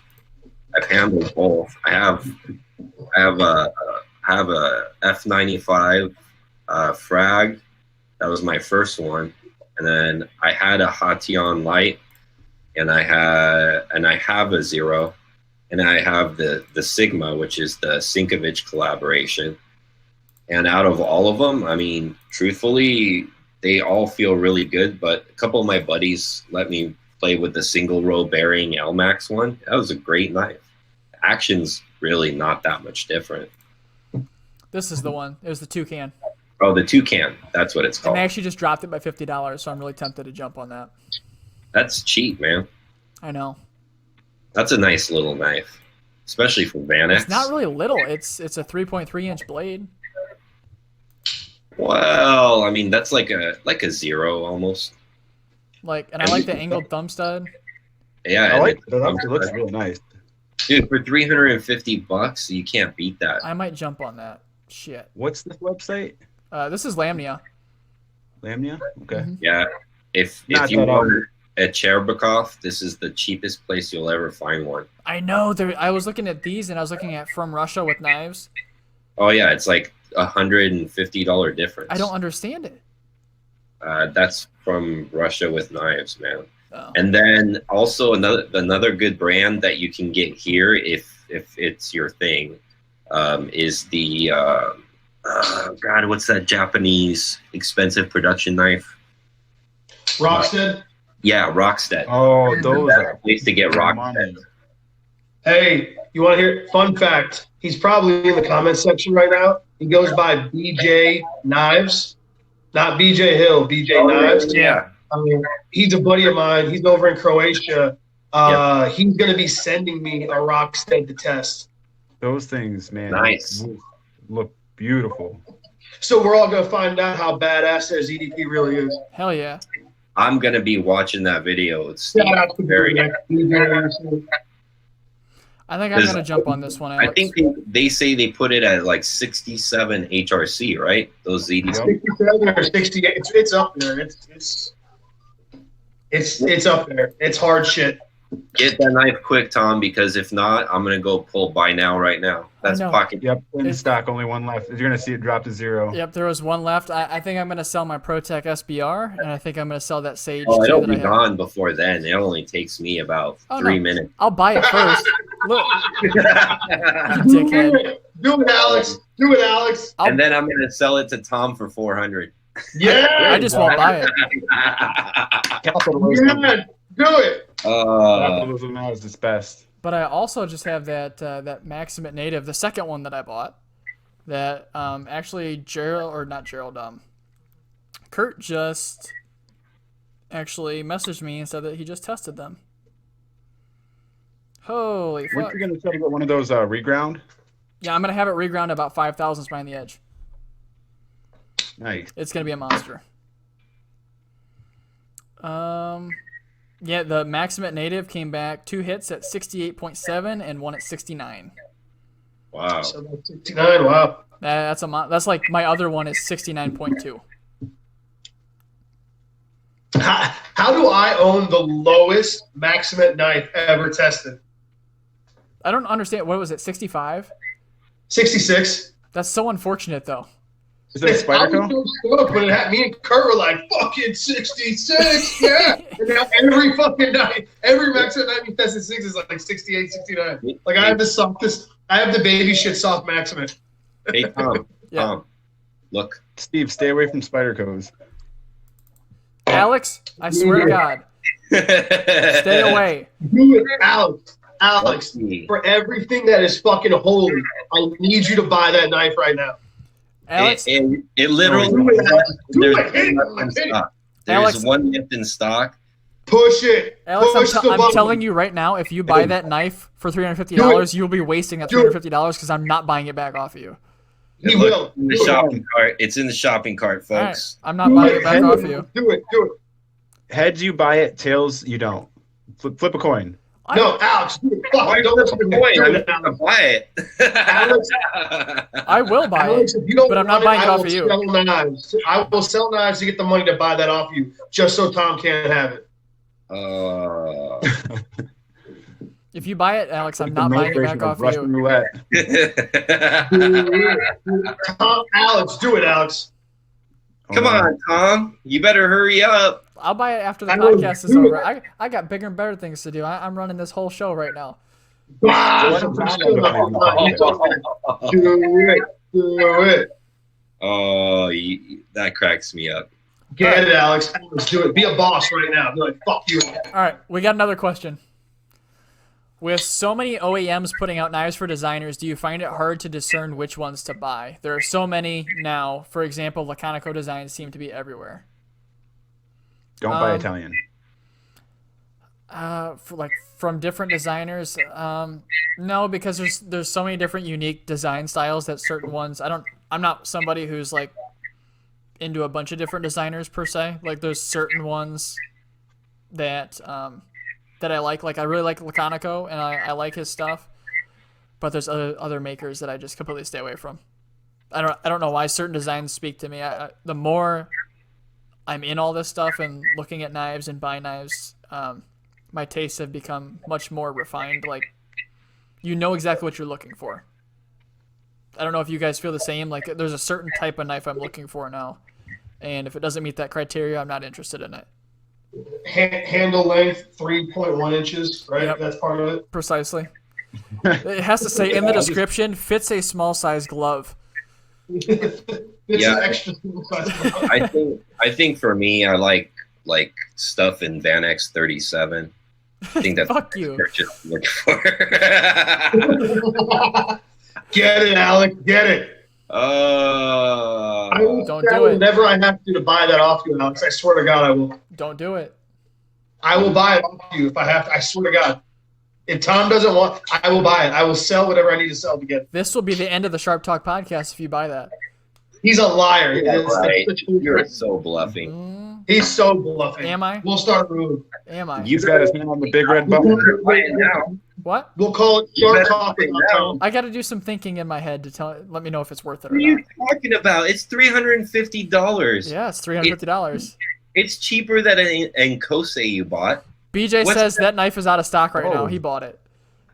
That BJ, knife. Oh, that's what you get. No, the knife will be out of stock. I'm gonna check Lamia again right now, Alex. And I swear to God, if it's gone, I will boot you out of here.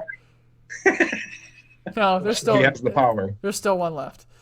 Don't worry, I'll send it. I'll send it to you to test. I'm dickhead. I'm kind of nervous doing this live too because there's 12 other people watching that could also buy this knife. I'll be right back, guys. Okay.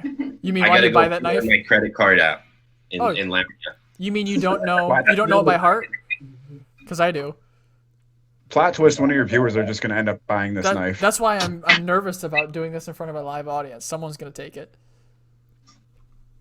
I'm gonna sit here and just press F5, making sure it's still there. Oh man. I know it dropped $50 from when I was looking at it the other day. I've seen the chat many times. Oh well. Let's see if we had any other questions. Tom, Yeah. do you play video games? Yeah. What are your favorite games? It kind of rotates. I've been playing the new Call of Duty a lot. Why? Told you. My girl peeped your chair and said you were a gamer. She was right. Yep. I just bought the Yeah, chair. that's the game too. I just bought the chair. I don't play on PC though. I bought this because it was comfortable and it looks badass. BJ said that this chair was faster than his truck. But that chair is slower than you ordering that knife. Mm-hmm. Ombre EDC says, what do you guys think of that knife critiques guy? He's funny, but I don't know what the hell he's talking about half the time. I don't think I follow him. I've heard about him. Is that a YouTube channel then, I'm assuming? I think it's Instagram. Huh. I'm probably going to have to go look it up now. Yeah, he like shits on a bunch of knives from what I understand. Pretty sure. So it's like the opposite of like misheard knife reviews. Yeah, pretty much. Interesting. I know the knife nuts talk about him occasionally. All right. Well, that one's going in the notebook. I'm gonna write that one down. There you go. So thank you, Ombre EDC. Yep, for that. Ombre EDC. Oh, by the way, we up our stream quality, and guess what? We have way more viewers this entire time. This is great. So they were talking about it up in the comments earlier know. about how it looks better and sounds better. It's great. So that's good. Yeah, I'm pretty happy with it.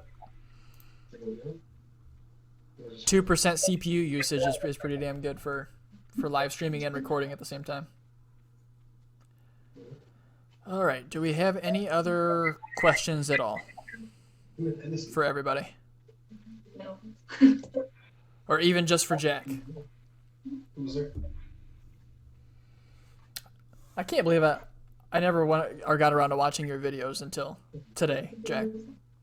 That's all right, man. I'm a terrible YouTube viewer myself. Like, I'm subscribed to a lot of the guys, but most of the time unless it's something like they put something in the title like, oh, big announcement or a channel change or something. I know. I try to watch when I can, but it's all right. Like I said, with you, it was Nick Shabazz's contest that made me aware of you. Alex was from Advanced Knife Bro, and then everyone knows who Steve is.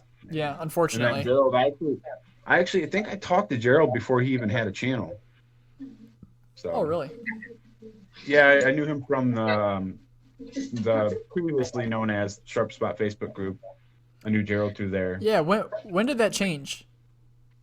So I cut down on my interaction there because like doing Facebook and YouTube and Instagram was like too much of a load. Yeah, I But agree. at some point in like a 2-month window of me just going in there and going back, it was night. What is it? Edge addicted. now? Yep. Yeah. So I'm not exactly sure when it changed, but it was within like the last month or two. Yeah, I don't know why it changed either. From what I understand, I know JR was running it, and I just think real life got him or something. Gotcha. You know how it goes. Yeah. What do you think about? Facebook group that we're all a part of, and you're not because you're lame. Yeah, it's true. I don't have Facebook. Sorry. So Steve, I'm sorry. I'm supposed to ask you if you like PM2 OG. Huh? I'm supposed to ask you if you like PM2 OG. Man, fuck that guy. He is such a fucking chode. He finally blocked me. He DM'd me one time and threatened to block me. Like I gave a fuck. You're like, be my guest, okay? I picture you guys as more like It blew my mind because I didn't realize anybody actually put that much stock into like Instagram or Facebook or something like that. So when he threatened to block me, I was like, is that a real? Like, are you fucking with? I thought he was joking. Yeah. Because how do you threaten somebody with blocking them? Oh So- no, so your you- pictures hold are on. so important. Well, it's like you're threatening me to not talk to me. Yeah. But by the way, this was asked by Lee. Lee? I picture Steve and PM2OG as like frenemies. I think they have a like for each other, a little respect for each other. Not at all. I DM'd him and tried to talk to that guy. I really did. I legitimately tried to talk to that guy, but he's just such a fucking cuck. He's just a fucking douchebag. He's like a pretentious, he must have been a rich kid or something. I don't know. He's a fuck. Fuck that guy. Fuck you, P2, if you ever hear from me again. If I ever see you in public, I'm gonna smack you like a chick. Elliot was going in on him too.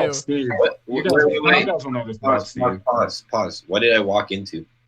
PM2OG. Yeah. PM2OG. Yeah, him and Steve are gonna go for that guy much for anything. I'm not into PM2s anyways. He's a chode. That's why. He's a fuck. Yeah. Fuck that guy. I'm serious. I'm gonna grab him by the hair like a girl, and I'm gonna smack him open-handed like a chick. I'm just gonna keep smacking him until he fucking either hits me back or leaves. What, did you guys have a falling out? No, I just don't like the guy. There was no falling in. Yeah. Spoiler alert: I don't like a douchebag. I don't know. I was asked, has anyone else had a change of heart in tip up / tip down carry ever since Nero Knives posted his video on the Spyderco military? It was very perceptive on his part. No. I already knew that before Nero posted the video. I really If he said, has anyone else had a change of heart in tip up or tip down carry since Nero posted his video on the military? So the reason why I like tip down is here's the edge of my pocket, right? The outer edge. You mean tip up? Right? When I put the knife in, tip up, sorry. When I put the knife in my pocket, the blade usually stays on the outer corner, and it's nice and snug against the edge of my pocket, which means there's no way it's ever going to open in my pocket, right? Not that it's really that big of a deal because I've never had a knife open in my pocket anyways. But when I had my SOCOM, I had no problem with that thing either. I really don't care either way, as long as the clip is designed well and for a purpose. Like on a SOCOM, I don't see how you could have a clip, you know, on the bottom side of it, because it has that big freaking hump in the back, you know, where the liners kind of bolt onto on the inside. So honestly, I don't care either way. I don't mind tip up or tip down, honestly, as long as the knife is designed well. I had one back in the day. I had a CRKT M something or whatever was assisted that was tipped down, and that thing would open in your pocket. It actually opened in my pocket while I was filming the video. So if the knife is designed well and it's not assisted, I don't really care either way. My Centofonte is still tipped down because that's the way it came from the factory. I have one tip down knife that I really fucking dislike the pocket clip quite a bit. And I still have it because it's the knife that got me into like higher end knives, which was the Benchmade, was it the Monolock? Mm-hmm. And that one has a really foul clip on it. Yeah. That's the thing that stops me from carrying anything tipped down is if the ergos suck or not with that clip in that position. Like it wasn't terrible in the military, but you know how like the PM2 comes with it tipped down stock? It feels like shit. Yeah. It just depends on the knife. So does the Benchmade Monolock. It's a milled clip too. So it's not even like a small little flat springy clip. It's a fucking milled clip. Mm-hmm. And there is no option to carry it any other way. Now I saw they made a Shinola version of it where it was all blacked out. And for some odd reason, they changed the clip position on that one. Oh, it was tip up, huh? Yep. I remember you had the full size, right?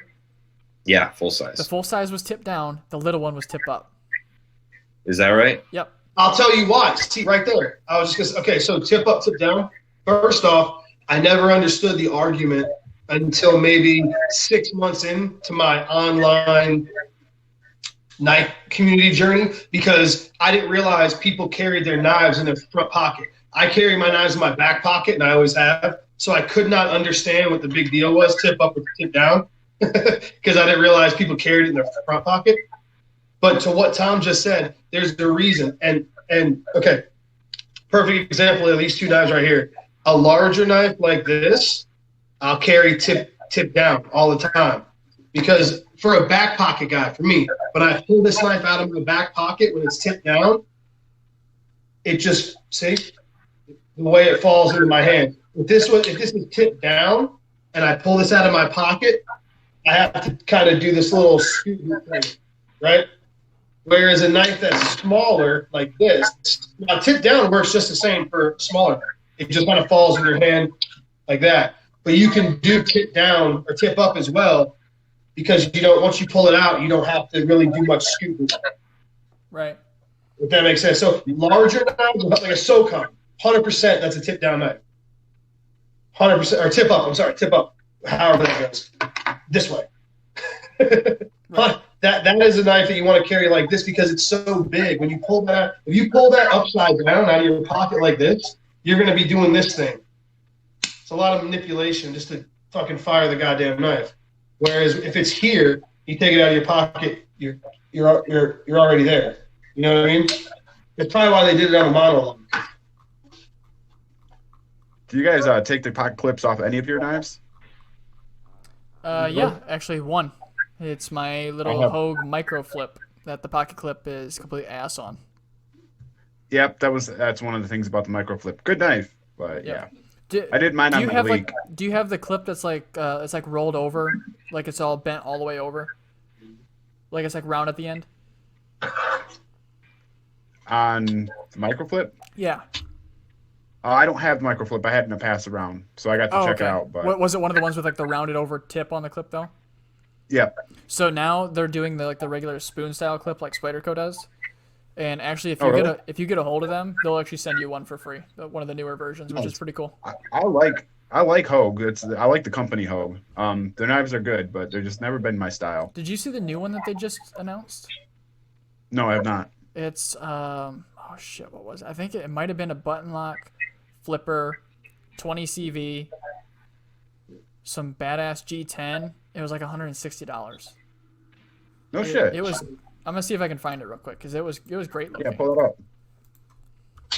When I was at Blade Show, I spent like over an hour talking to Jim Brown, one of the owners of Hogue.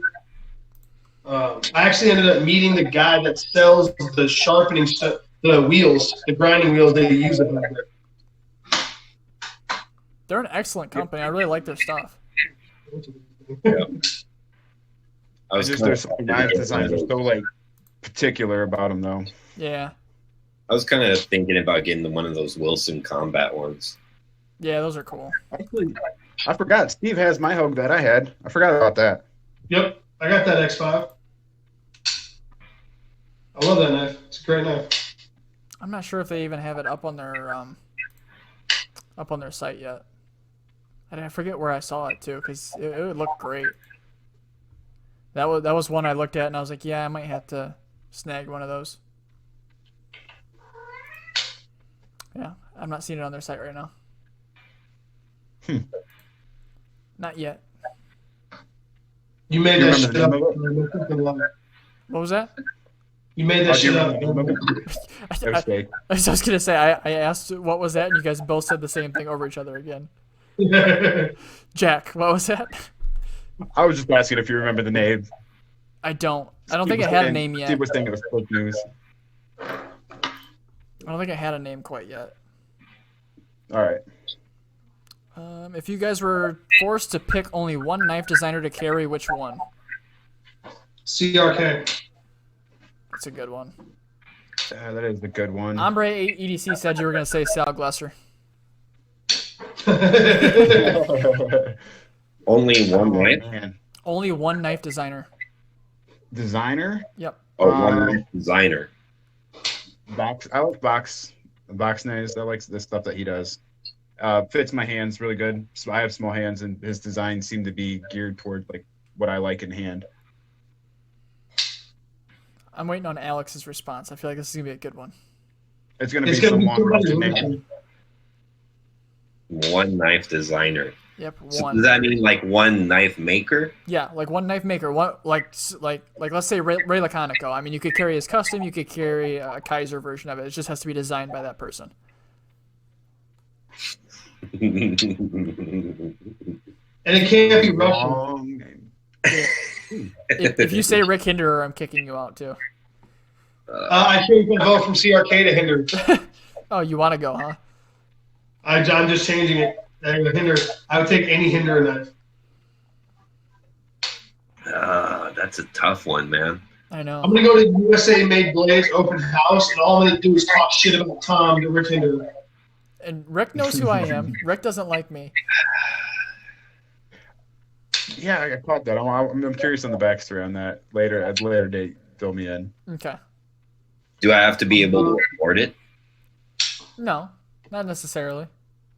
Long story short, Tom has broken hands, doesn't know how to handle a Hinder, talking with shit, and Rick hates him for it. There we go. I mean, you summed it up all right. It's going to be no surprise that I'm going to say Shirogorov. I told you it's Russian. Yep. It's always Russian. I'm kind of caught between two or three. This really sucks. I mean, if it was something that I couldn't afford, like if we're talking about any knife maker, it'd be Dmitry Sinkovich. Oh, that's a good one too. His stuff is so awesome, but it's way out of my league, you know. I'm thinking. I'm kind of between Chris Reeve, Laconico, and Brian Nadeau, but I got to pick one. I mean, Chris Reeve is a close one for me too, because I just like the simplicity and the build quality of that knife, you know. Brian Nadeau, phenomenal knives too. I really think I'll go Laconico. Laconico's going to give you new knives though a lot. He's always putting new stuff out. Yeah, it's always new designs. They're always ground super thin. They look very ergonomic. Who? Laconico. Okay, whoa. Laconico does not put out new designs. The same exact aesthetic over and over Listen, and over. And you over. got the Jasmine, you got the upside down Jasmine. you got the Keen, you got the EDC, you got the Yorkie, you got the EDC. Yep, you nailed it there. Yeah. Yeah. I mean, the reason why I picked Shiro is because they make beautiful small knives like the Neon Zero, very useful in blade shape and everything. They make fancy ones. They make all kinds of cool knives. I mean, as a company, like I'm not really like a huge fanboy. When I went to the show, actually he was there. I didn't even bother talking to him. Steve, But- Paul said the Hinderer slut is complaining about the same design. What did he say? He said the Hinderer slut is complaining about the same design. I didn't complain about it. What I said was he said Ray Laconico comes out with new designs. I said it's not new design. Did you hear, motherfucker? Did you hear me say that Hinderer comes out with new designs? No, bitch. Shut up. It's the same goddamn XM18 for 25 years. I'm not saying that. If he would have turned around and said Hinderer makes a new design every year, I would have told him the same fucking shit. It's the same design, just repeated over and over again. Try me, Paul. Son of a bitch. Oh, Jesus. What are you going to... I'm surprised you didn't say Jason Guthrie, Alex. I love this knife is phenomenal, but he makes 3 models. This is his in between, right? The Scout. He makes the Rover, which is really tiny, and then he makes the Ranger, which is a little bit bigger. But that's not a lot of variety, you know. They all kind of look like the same knife per se. And you know, like there's people out there that want like one of every knife like that one designer makes, or like they want every Shirogorov, or like my boss, right, has every SOCOM in the world, right? Like, that's not my thing. I like to like dabble in a little bit of everything. So usually my collecting style was to usually buy like 2 or 3 of every like knife company that I like, just to get a little bit different flavor of what they do. You know, and then if I like the knife company even more, like I have like I think like 5 Michael Zebas, you know, like I'll buy a couple extra ones, but usually it's rare when I do that. So Yeah. it's kind of hard for me to say, oh yeah, you know, I like this and I'm going to carry this, you know, forever, because in reality, you know, I kind of appreciate a lot from everybody, and I kind of want to try a little bit of everything. Alex is a whore. Yeah. Yes. Yes. Precisely. Yes. Alex, are you going to Blade Show? Phenomenal. I can't wait to do my video on this thing. Well, do it already. I'm gonna do it tonight. I already have my whole like thing written. I was going to say, don't turn into Steve. Man, the last time I put out a video was literally 5 days ago. I know. Come on. I felt bad because I didn't upload for like 3 weeks, and then I put one out, and I'll put another one out tomorrow. Dude, I feel like Gerald. I have all the parts recorded for like 4 more videos. I just haven't put them up yet. See, I've got like I 3 have, videos that need to be edited. See, that's how I normally am, Steve, but I had so many loners that I had to get out. So I was just trying to record the portions real quick before I was done. Listen, I'm not trying to hang on to knives for 13 months. What are you talking about? Just do what I do for 7 years. That's all you gotta do. Dude, the loner fatigue is a real thing, man. Getting bogged down with loners. Oh, dude. I've had knives for so long. And We know. See, and unlike you, Tom, where people expect to get a dull ass knife back, with me, people expect to get a sharp knife back. So I have to make sure the knife is sharp before I send it back. I don't think I'll ever accept a box of more than 3 knives ever again. That dude sent me like 7 or 8, and then I felt awful the entire time because I was like, God, I've had his knives for like 2 months.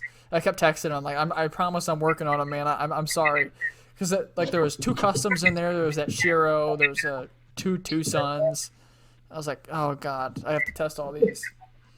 See, what's funny is I tell guys, I'm like, look, man, this could be like 4 months before I even get to this. And they're like, yeah, man, no problem, no problem. And then all of a sudden 3 months go by and they're like, hey, man, you done with that knife yet? I told you.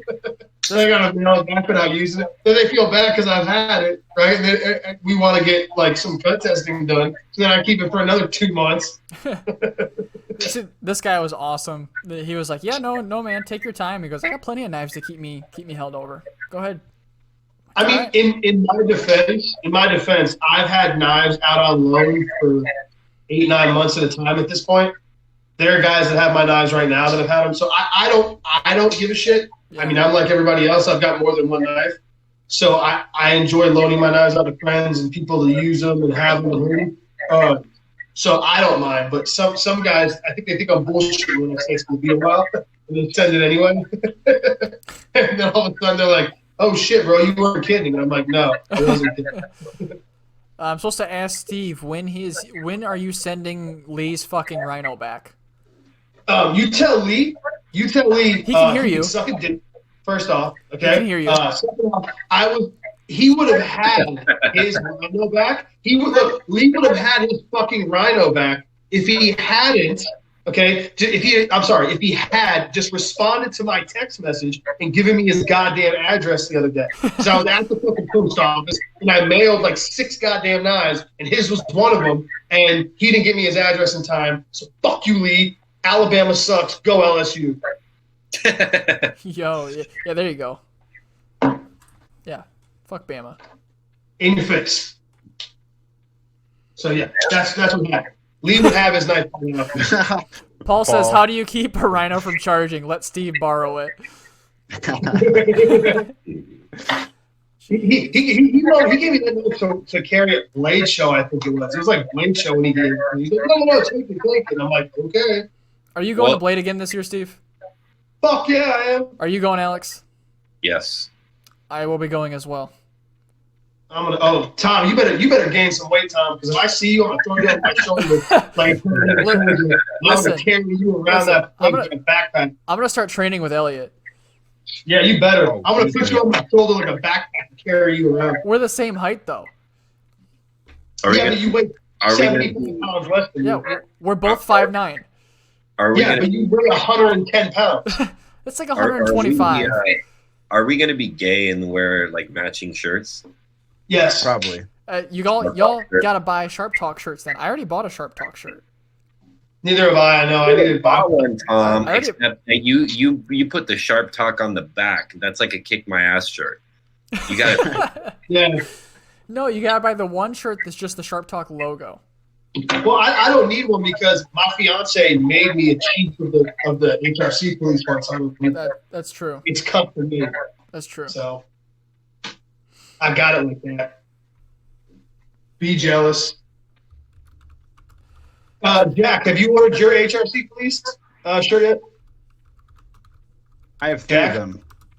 That's a lie. That's a goddamn lie. Show me one. It's in the laundry. That's no, I don't know. Do you guys make them in medium? Hey, that's what size I wear. Do we have an extra medium? We need an extra medium. Extra medium, yeah. No, I don't have one. I'm a bad YouTube supporter. No, you're good, man. No, he's not good. Don't defend him. He's good. You should be ashamed, Jack. He's good. Listen, we got so many orders in like that 1 week span, and we've got nothing since. So did you spell out? What? You have to do somebody's got to do something controversial, and then it's got to blow up on YouTube or something like that. Then we'll sell more shirts. Oh, I got you guys covered if you need that. Some fucking guy? Yeah, you got to mess with somebody, Steve, so we can start selling. All right, let's take votes. Let's take votes in the comment section.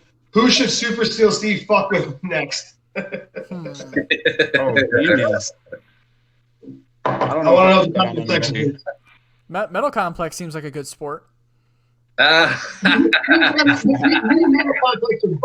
Like he's just a cool guy. He's impossible to fuck with because you fuck with him and he just laughs. That's kind of how I am. You start to fuck with me, I just kind of laugh at you. It's like, yeah, it was funny, good one, bro. Yeah, but after the episode, you go and cry. Don't lie. I'm also not as big as he is either. Yo, he's yoked, bro. That dude's ripped too. He's like 230 pounds of muscle. Yep. I'm gonna fuck. So everybody, come to Blade Show 2020 because Metal Complex is. Because the second Metal Complex sees me, because I keep fucking with him, he's gonna beat my ass in front of everybody at Blade Show. He's just gonna pummel me in front of everyone at Blade Show. Have you guys all been to Blade Show? I know Steve has. I have not. I have not. I haven't either. I'm shooting for 2020. Yeah, I'm excited because it seems like so many people are gonna go this year. Let's do it. I want to go for the knives, but I want to go because I want to see some of the people that I talked to on here. Yeah, absolutely. So, hey, Jack, I can tell you right now, Steve, Blade Show, when I went to Blade Show 2019, about 5% of what I did was look at knives. The other 95% was hang out with people. I heard stories about you, Steve, from various channels. For me? Yeah. Here's a fun fact. JD's Knife Life? He got drunk and accidentally gave me his phone number, so I still have it. So I might have heard about you a little bit from JT. I love JT. JT and his wife were there. They were awesome. It was funny as hell. Y'all are gonna need to babysit me because I do not plan on staying sober for that entire event. I'm not. I'm gonna help you in a trash can, Tom. Thank you. Appreciate that. BJ will look after me. You better bring a lot of money because a beer is like $9. So see, I don't really like beer that much. I like whiskey, bourbon, that kind of thing. Well, I'm just saying, Jack and Coke is going to cost you like $10. So bring lots of drinking money. BJ, I know you're in the comments. You're going to be my babysitter. Fuck that. BJ's going to hand you off to me like a joint. Just make sure I get back to the hotel room. He's going to pass you to me like a marshmallow at a campfire. I'm going to take you and carry you around like my personal backpack. Lee says he's got my back. That's cool. Lee's got one leg shorter than the other. He can't defend you. He can run faster than you. Maybe last year he was okay, but this year I can run faster than he can. So he can't catch me. He's got a good point, Lee. I got a question how well you're gonna be able to protect me. now in Lee's defense, he'll probably have 3 AR-15s on him at any given time. So he might be able to shoot me. But as far as physically, I can definitely outrun him now. I was gonna say I'd probably carry too, but at the same time, once you start drinking, you can't really do that. You can carry. It's Georgia. You can carry anything. You can carry, but you can't carry and drink. Oh, no one's in there fucking looking for you, bro. Chill. You can carry. Feel free to carry. Lee had like 3 AR-15s and like 6,000 rounds in his goddamn SUV. My luck. My drunk ass would pull it out and be like, "Look at this thing." Yeah, but you gotta understand, you're inside the Blade Show. No one's gonna give a shit if you pull out a gun and show me fuck. I guess it's a huge gun and knife expo. No one's gonna give a fuck. I guess, yeah. This is the makings of what went wrong at Blade Show 2020 written all over it. Shut up, Jack. BJ says we'll sneak in a flask. Hey, fun fact. Ask anybody at Blade Show. I had a full flask of Knob Creek single barrel in my back pocket the whole time. That's my favorite right there. You don't have. There's nothing to sneak in, bro. You literally walk in. No one pats you down. No one gives a shit. Because what are they going to check for? Knives? Well, I mean. No one gives it. You can do all of that. It's not a federal building. Yeah. I had flasks. I had all kinds of shit on me, man. Me, Alchemy One, Nero Knives, Bama Knife Guy. We were all doing shots on my flask in front of the Hinderler booth. and Alchemy One's dad, by the way. Yeah. Lee goes, I had a Glock 19X in my waist and a 43 in my backpack. Yeah, he did. And he had an AR-15 in the trunk in the car. Lee sounds like my kind of dude. You can carry whatever you want. Just from my experience, bring a backpack because everyone has backpacks. Oh, cool. It's weird. I got in line and I was the only guy that didn't have a backpack. Dude, I'm gonna buy one of our Sharp Talk backpacks. We have a backpack? We do. It's on the store. I might buy one then. No. Yeah. We got a Sharp Talk backpack. I'm not sure how good the quality is, but we have. Is it one. a dance sport? I don't know. I think it's like a no-name brand. A Jansport? I don't know. Yeah. Jansport. Buy our merch. Yes. Buy our merch. It's the link for that is in the description of the bio of our Instagram at Sharp Talk Podcast, or it's just at Sharp Talk, I think. And make sure you watch Alex's knife box for the next video featuring the Van X37 Chervikov. All right, I'm cutting that out.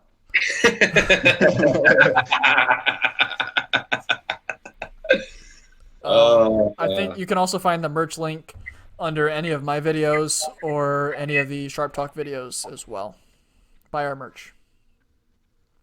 Yes. I should just throw in the ad that I made for my own videos for it. I have a nice little pre-recorded ad that I can throw up on videos. Yeah, well, so buy our merch so Tom can get the surgery to increase the size of his hands. Yeah. Yep.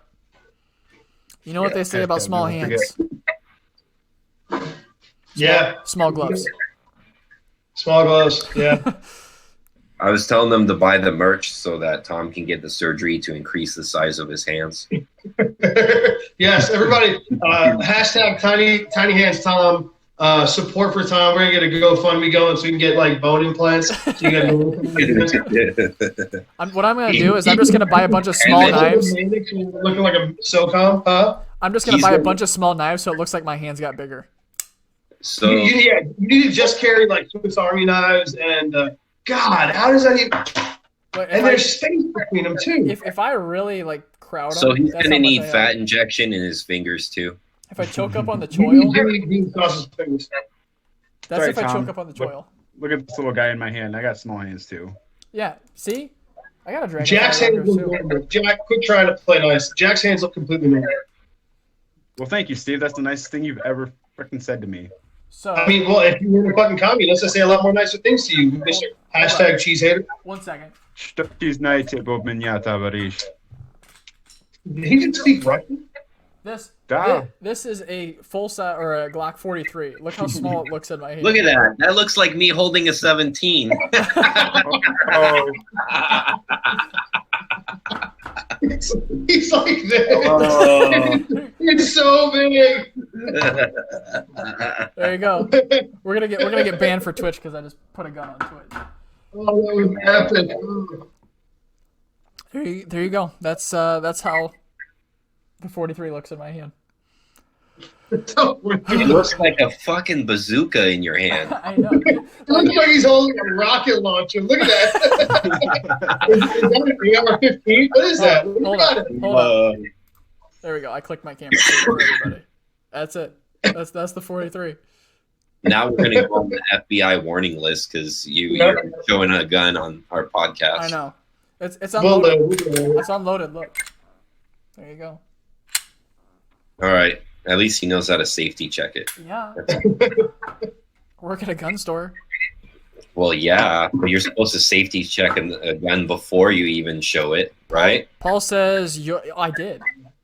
No, you just like flash that thing like you were P. Diddy. I did off camera. And then what you were supposed to do is pull the rack out. See, there's my little tiny hand on this big bazooka. Paul, my front sight is longer than yours because it's an upgraded sight. It's True Glow TFX, Lee. I can't stand the stock Glock sights. I have Trigicon HDs on mine. They're the stock sights are just garbage. I hate them. Yeah. Actually, that's on my regular slide. I do have a red dot on my other one. I love red dot shooting. It's the best. I've never tried one. It's the best. It's kind of weird for people at first to shoot red dot because you're focused on the target, not on the front sight. Right. So it's kind of a shifted way of shooting, but it's very fast. for target acquisition. Yes, Paul. These are the ones with the outline front sights. It's got the white outline around the green fiber optic and tritium. I shoot way better with these. There's tritium in there? Yeah, they're fiber optic and tritium. Fiber optic? Yeah. Oh, not bad. You need tritium in your hands for that one. Yes. Yes. No, I just wanted night sights. I shoot like shit with the standard Glock sights, and I absolutely hate that I couldn't see at night with them. So now the new sorry to go off topic. It's funny because Jack was like, "Oh, are you guys gun guys? Because if you guys start talking about guns, I don't." I'm soaking it all up. Alex, have you seen that SIG P365, the SAS? Yes. With that bullseye sight on it? Mm-hmm. That is nasty. It is cool. I want one. But I'm not a SIG guy though. I don't particularly like SIGs. Yeah. I mean, I like them, but I wouldn't buy one. The SAS is sick. Yeah. I live in Michigan, Paul. I wasn't gonna say it. I was gonna let you say it if you wanted to. Yeah, I'll say it. I live in Michigan, Paul. See, look at Jack being smart, having the Twitch chat up so he can see it. Unlike everyone else here. Yeah, you can just fill in, Tom. Yeah, it's What's great. everybody? It's actually funny, Tom. I've had a few guys DM me on Instagram talk about how you don't tell us what's being said on the live feed. And I was like, I didn't know there were things being said. And they were like, yeah, Tom is censoring what's coming through. I mean, I figured that was happening. I figured that was happening.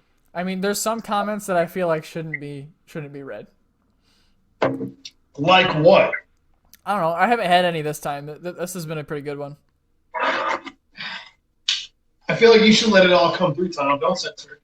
Most of the time, they're having conversations amongst themselves, which is great. Like what they're doing right now. Perfect. Talking about guns and whatnot. So, Paul, touching on his last question, Michigan's pretty gun friendly. Yeah, it actually is pretty gun friendly. I have like a gun at home from when I used to hunt, but I don't carry. There's nothing that I've ever really gotten into. My brother carries, so yeah, Michigan's pretty carry friendly. I'm in the worst gun state there is. California. California, yep. Yeah. Lee says, "Why should Tom have to read everything? You fuck." Tell Lee, don't be jealous because you can't read, Bama boy. Well, I can't read.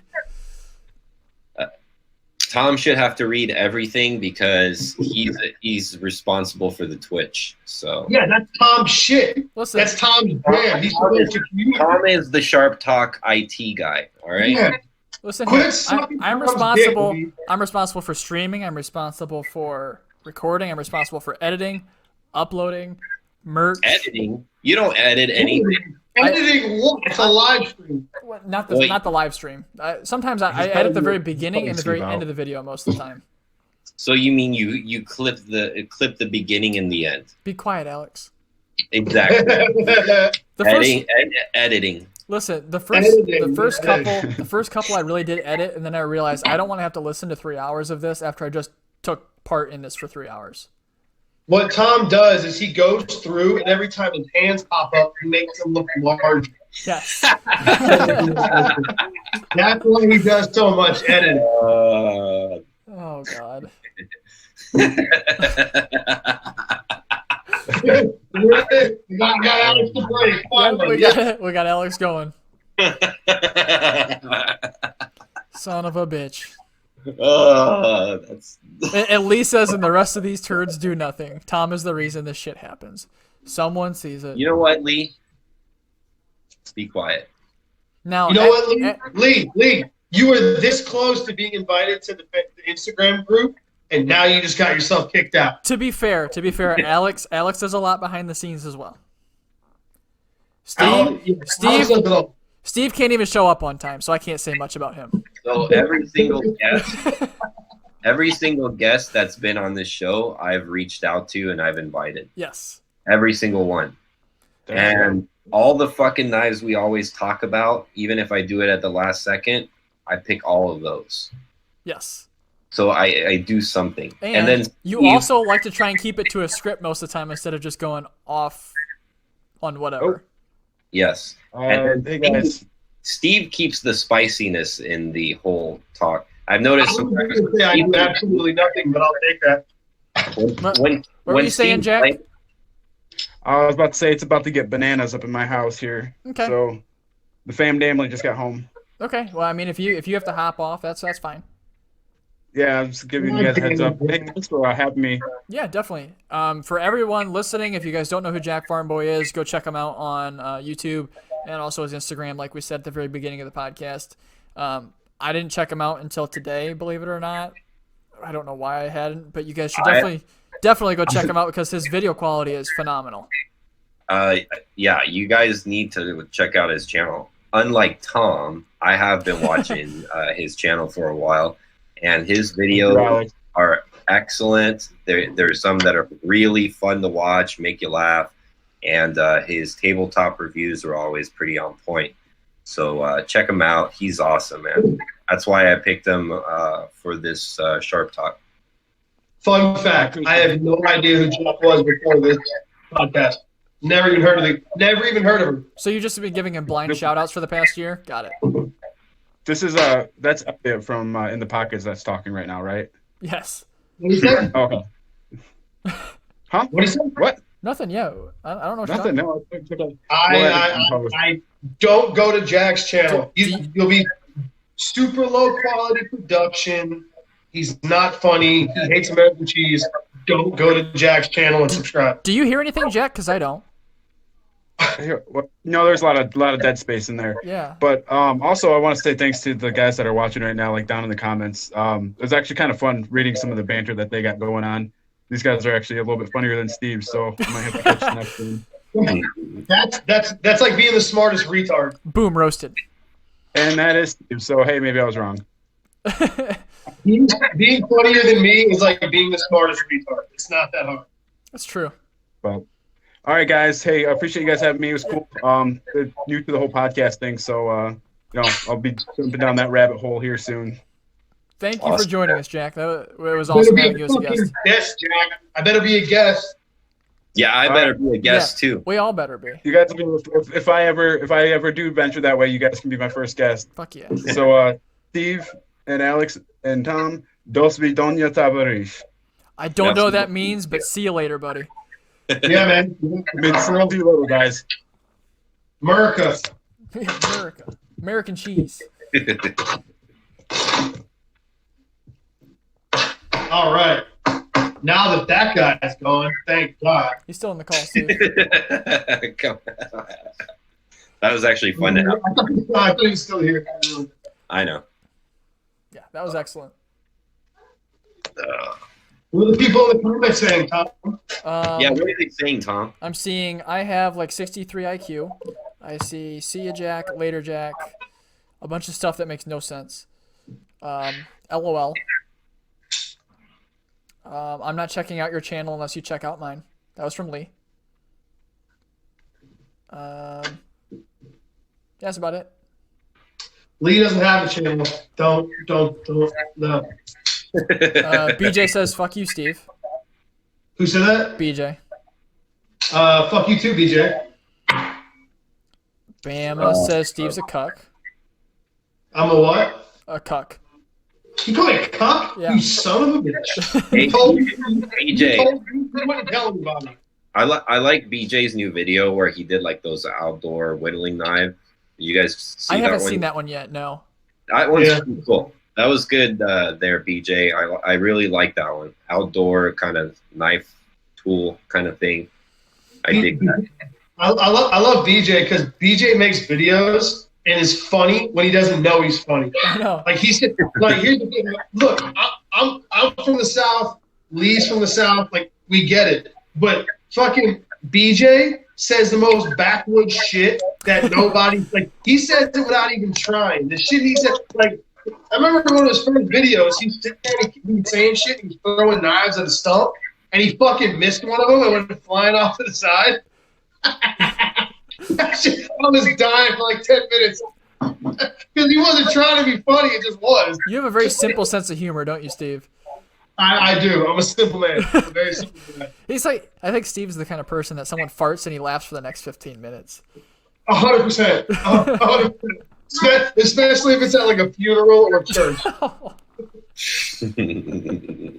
Jesus. Like, you know when you try to, like, you were in like high school, which is, well, I mean, you're probably still in high school right now, Tom, but for the rest of us out there that were in high school, like, you know when you're in class and there's like, you know, like there's girls sitting next to you and you got to fart real bad and you try to let out a fart like real silent, but all of a sudden it just goes like, you don't mean it, but then everybody sees you. And you try and do the same thing with your shoe to make it sound like it was your shoe. Yeah, you're like, no, that wasn't me, that wasn't me. But it stinks real bad and everyone knows it's you. That kind of shit makes me laugh. Yep. I do that at work. The left cheek sneak, just lift it up and go. Well, no. So I can get away with sometimes not making a noise, but then it's like a good one, you know, like everybody can smell it. And I just pretend like nothing. And I kind of look around the corner of my eye to see like everybody's reaction, you know. And you could tell like something's disturbed the force in the air, but anything. I like doing it at work. I like doing it at work when there's a customer there, so you fart and it's silent. And then it starts to smell and you see them go, oh God. And you're like, you have no idea who that was. So what I do is I look at my coworker before anybody says anything. I like, did you fart, man? That poor guy. You got to point the finger. Whoever points the finger first is the one that's going to get it, you know? You can't wait for anybody to move in on that. Or be like, oh, do you smell that customer walking by? That was a good one. That was a good one. Like 10 years ago when I used to fight, I was at a local sports bar and it was jam-packed, right? Everyone was there to watch a fight. Like, it was chair to chair, right? Like, maximum occupancy, plus some, right? And this was back when I was fighting, so I'm eating a lot of protein and stuff. And I don't know what I had eaten the days before that, but I remember my stomach rumbled, and I was like, oh, shit. And I let out the fart, and I swear to God, I felt my whole abdomen do this. Yeah. Like, I felt like I lost weight all of a sudden. And this smell. Now, one of my grappling coaches' best friend was there, and he has a real weak stomach to begin with. Like, if you fart around him in normal fart, he'll start to gag. What the fuck? Now, we were in a building, right? You couldn't even move your seat. Like, we were chair to chair. And I let out, this was the worst smelling thing to this day that I've ever smelled in my life. And there were so many people around me, and I started laughing because it was so funny. Like, I started to cry. And I remember looking over and seeing his face, and it turned red, and he started doing it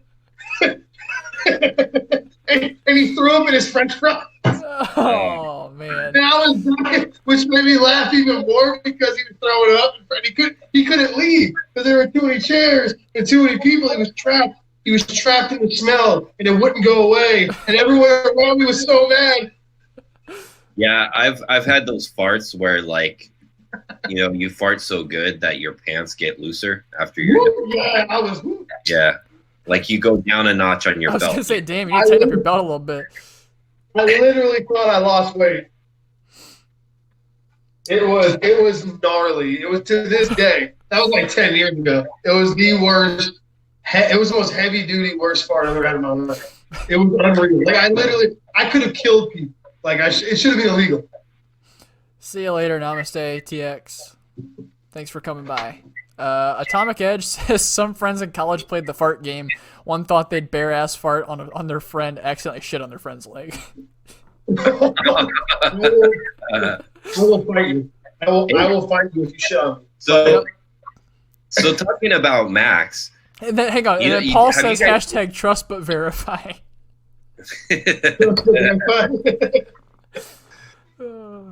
Talking about Max, I remember he posted a picture of Instagram of him shitting, and his cat is sitting in his underwear, like freaking, like it was like what do you call it, like a hammock, You know, Oh, so he had his underwear at his knees. The cat sitting in there, like looking at the camera. I don't know if you was have you guys seen the Knife Nuts? the greatest picture. The Knife Nuts hashtag that they've been doing. No. Hashtag tactical shits. So Oh, you take a picture of holding a knife while you're on the toilet. Yeah. Alex does that sometimes. Yeah, I do. Or I think the other one was hashtag always ready. I think that one I just sent to you guys, but Yeah. You got to make it public. Share that love with the world. next time I'll put some sound on it so you guys can hear what's going on. Great. I got a buddy at work who does that all the time. He'll send me a Snapchat of it, and I'm like, dude, I didn't need that. And then somebody walks in, they hear you like playing with your phone while you're on the toilet. No. He sent me a video of him like flushing it, but he played it in reverse, so the turd came back out of the toilet. Oh, I was dying. We're gonna play a game. It's called "What Did I Eat?" Oh man. Oh, this is turned into to fart talk.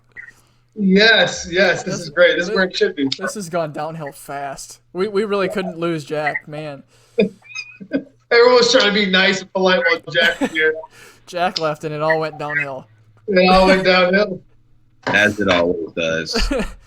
Paul says pooperator. It's like operator, but with... Oh, God. I'm gonna do that from now on. When everybody starts seeing me send them DMs of me taking the shit, don't get mad. It's Tom's fault. Great. G's gonna be so confused because he wasn't here. He's like, why am I getting pictures of Steve shitting? Oh man. Tactical shits. Tactical shits. Not singular, plural. Tactical shits. Shit. Yeah, multiple. Yeah. Someone said if you look at the hashtags for that, there's some really fucked up pictures. I bet there is. I might have to go look at that. I'm down to explore that hashtag. Steve, what is that? Is it Delica? What did you do to that poor thing? What do you mean? All the divots out of the top. Oh no, I made it. Look, You made it ugly. it was a warning. I put a swedge on it. All right. So what I did is I put the divot here, so when you grab it, see? Yeah. I actually like that. Yeah, it was a warn clip. It was this stupid fucking big bubble pterodactyl looking thing. So what I did is I straightened this out, and I put a swedge on it so it looks halfway decent. I flattened out this tip, and then what I did is right here I put a little thumb spot, or if you want to go like this, like a box, because it's a warn clip, like a box cutter, and you can go like this. That's what I did to it. Paul says it looks like an Alabama Yojimbo. Paul, don't be jealous, Paul. It's like a fucked up car Delica. This looks way better than the fucking The car arms one. the regular Yoji. The regular Warncliffe. Paul says that wasn't a dig. He likes it. I used to have one of those car arm ones. Yeah. There you go. It looks that's car the car arms looks kind of like this, right? Yeah, that's what I was saying. Yeah, kind of similar. I know it's got a tip like this. I don't know if it's got this, but I know it's got. I can't remember what it looks like, but it's got a tip like that. Bama says Steve got a grinder and now all of his knives are improved in quotes. Way improved. Yep. Hey Lee, wait till you see what I did to that rhino. You see what that grinder can do, motherfucker? You guys saw Brian from Transparent Knives. You saw his one that he called Little Beak, right? Do you remember that? Oh yeah, that Riot. That's what Steve's doing, making little beaks out of his rhino. Yeah. Hashtag 40 grit ceramic belts don't fuck around. How quick do those just eat metal? Get $0, Lee. How quick do those just eat metal? Huh? How quick do those just eat the metal? Heat it? Eat it. Like just chew it up. Oh, dude, I got these Norton ceramic blaze belts now. Shout outs to my Patreons. They help me get those. Yeah. Those will eat. When I say eat, I mean eat steel. Like it's not even. When that belt, I have one belt on there that's it's old. Like if it was a regular belt, I would have thrown it away. But I wanted to see what it does. It will chew those 40 grit belts, even used, will chew steel off your knife. Like, so fast. Because I've seen Brian grinding sometimes, and like he'll like put like the steel up to the fucking belt, and I just watch like a 1/16 of an inch gone like every second. I'm like, what in the hell? One of those Norton belts are really good. So he's probably got a 2x72. You take a 2x72 with a fresh belt like that, you could, like, let me put it to you this way: if I took this knife right here and I put the edge to it like this, I could probably just go like this, and the entire blade would be gone. Oh my god! On a 1x7, on a 1x30, I could grind this entire blade away in probably 7 seconds. Is that what you have as a 1x30? I got a little 1x30 from Harbor Freight. Yeah. Yep, I want to get one of those. Yeah, it literally, like, those, when you get those high quality belts, you really gotta be careful because you can fuck some shit up quick. So like, Paul just had an excellent idea. Let's hear it. You want to give me a cinnamon dick pic? He says, I think for Christmas, y'all should choose one knife, mod it, and give it as a Secret Santa. Should what? You should choose one knife, we should mod it, and then give it to each other as Secret Santa. All right, cool. Good idea. Yeah, but I feel like we should all get the same knife and then just mod it in our own different ways. I think that'd be dope. What knife? This have to be something relatively inexpensive. I mean, you gotta pick a knife. Now, I mean, it's already, we got like fucking a month. You gotta hurry up with this. We could do a rat. Yeah, I was gonna say a rat probably would be. You want to get a rat? I can mod a rat. BJ Hill has the ultimate modded rat. Yes, he does. I saw that before all y'all did, by the way. Fuck you. I feel bad for whoever is gonna get the knife that I mod. I'm sorry. It's gonna look so bad. It's gonna. I've modded a few rats, so we can do a rat. You want to do a rat? We'll Secret Santa it? Let's do a rat. All right. Os 8 or D2? Os 8. The D2 fucking sucks. Yeah, it does. It's ass. It's ass. Straight ass. The Os 8 was actually really good. I've had a couple Os 8 ones. They always perform great. I like it. I got like 170 feet out of it. I was like, what the hell's wrong with this thing? No, did you? I got something like that. I can't remember what I got out of it, but it did good. I was it did really blown. good. It did really good for Os 8. That's all I know. And then Gerald was supposed to send me. Gerald was supposed to send me one in D2 to test, but that was like 6 months ago, so I don't think that's gonna happen. I've tested like 3 in D2, and they always suck. Yeah, I'm so over. I had my original Rat 1. I think Elliot still has it. or no, he might have sent it back. I might have ground it into nothing. I might have just fucked with it, just ground it till it fucking overheat. Just for fun. I'm trying to remember what I did with it. I might have thrown it away, but that thing was fucked. Like, I'm gonna have to drive over to Brian's house and mod mine over there. Brian who? Transparent Knives. He lives close. close. Oh, you go to his place? I'll go to his place. Yeah, he like lives like 30, 40 minutes away from me. Oh, go there. He's got all kinds of cool shit. Yeah. He's got a big 2x72. He's got a brand new heat treat oven. You could just put that blade in that bitch and just burn it and give it to somebody. Yeah, just fucking torch it. Here's what you do: bring it up to like 1,500 degrees, and then take it out, and then let it cool, so it'll be super soft. Or throw it in some. I don't know if he has any annealing, like sand, like some sand, that annealing sand. You can throw it in that and let it sit overnight, and then it'll anneal the fuck out of it, bro. Or it depends on the kind of. If he has the right oven, you can do annealing in the oven. He's got one of those those nice even heat ovens. Like Sean's got. You can throw the blade in, bring it up to 1,500 degrees, and then let it cool by like 200 degrees an hour for 10 hours, and then give it to Tom, and Tom will have the softest blade in the history of I'll knives. be able to take it like this. Be able to take it like this and just bend it. It'll just bend, yeah. It'll be the toughest knife ever, though. Or what you could do is you could just not temper it at all. So it's like fucking 70 HRC, and then just snap it. Just snap it. Yep. So wait, are we trying to give each other the worst knife possible? Hey, you do what you want to do, buddy. You do. Just remember what the other people might do. Yes. So do you remember when like the rock scale scales were like a big thing? Like the rock pattern scales were like a big thing a couple years back? Yeah, that's what I was gonna do to yours. Oh fuck. All right, I'll do something different. I'm gonna try and make it as uncomfortable as possible. Yeah. I'm All gonna right, give. so it's rats. Is that we're doing rats? I'm gonna give it jimping everywhere. I'm gonna jip everything. I'm gonna take a file and just give it jimping everywhere. I'm gonna challenge myself. I'm gonna see if I can make a knife that's too small for Tom. If you get a rat too and shorten the handle a bit. A 2-finger knife. Yes. Yeah, 2-finger knife for Tom. And then we gotta open it on stream. Yeah, 100%, 100%. Yeah. I am totally down for this. This sounds like a lot of fun. Someone's gotta tell G though. What? Someone's gotta tell G. All right, we'll tell G. I'll tell G. I'm gonna chat with G. I might buy a 1x30 and some good belts just for this. I've been meaning to buy one anyhow.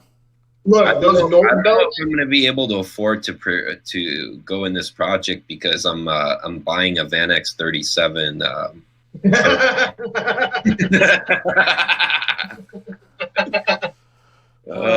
Jesus. So nice. That shit's on sale. I gotta jump I now. know. You gotta go now, Alex. You gotta do it, Alex. BJ says put a Spyderco spoon clip on it, Tom. Ergos will go to shit automatically. Yeah, these things are great right here. Dude, I'm gonna put one of the wire clips on it, but the plot twist is it's just gonna be a paper clip. It's just one-sided paper clip. Yep, it's just an unbent paper clip. I'm gonna take this knife right here and I'm gonna burn the fuck out of this blade and send it to you. Oh, I'm gonna sharpen the back edge too, so when it's closed, it still cuts you. Yep. I'm gonna take this 1/2-40.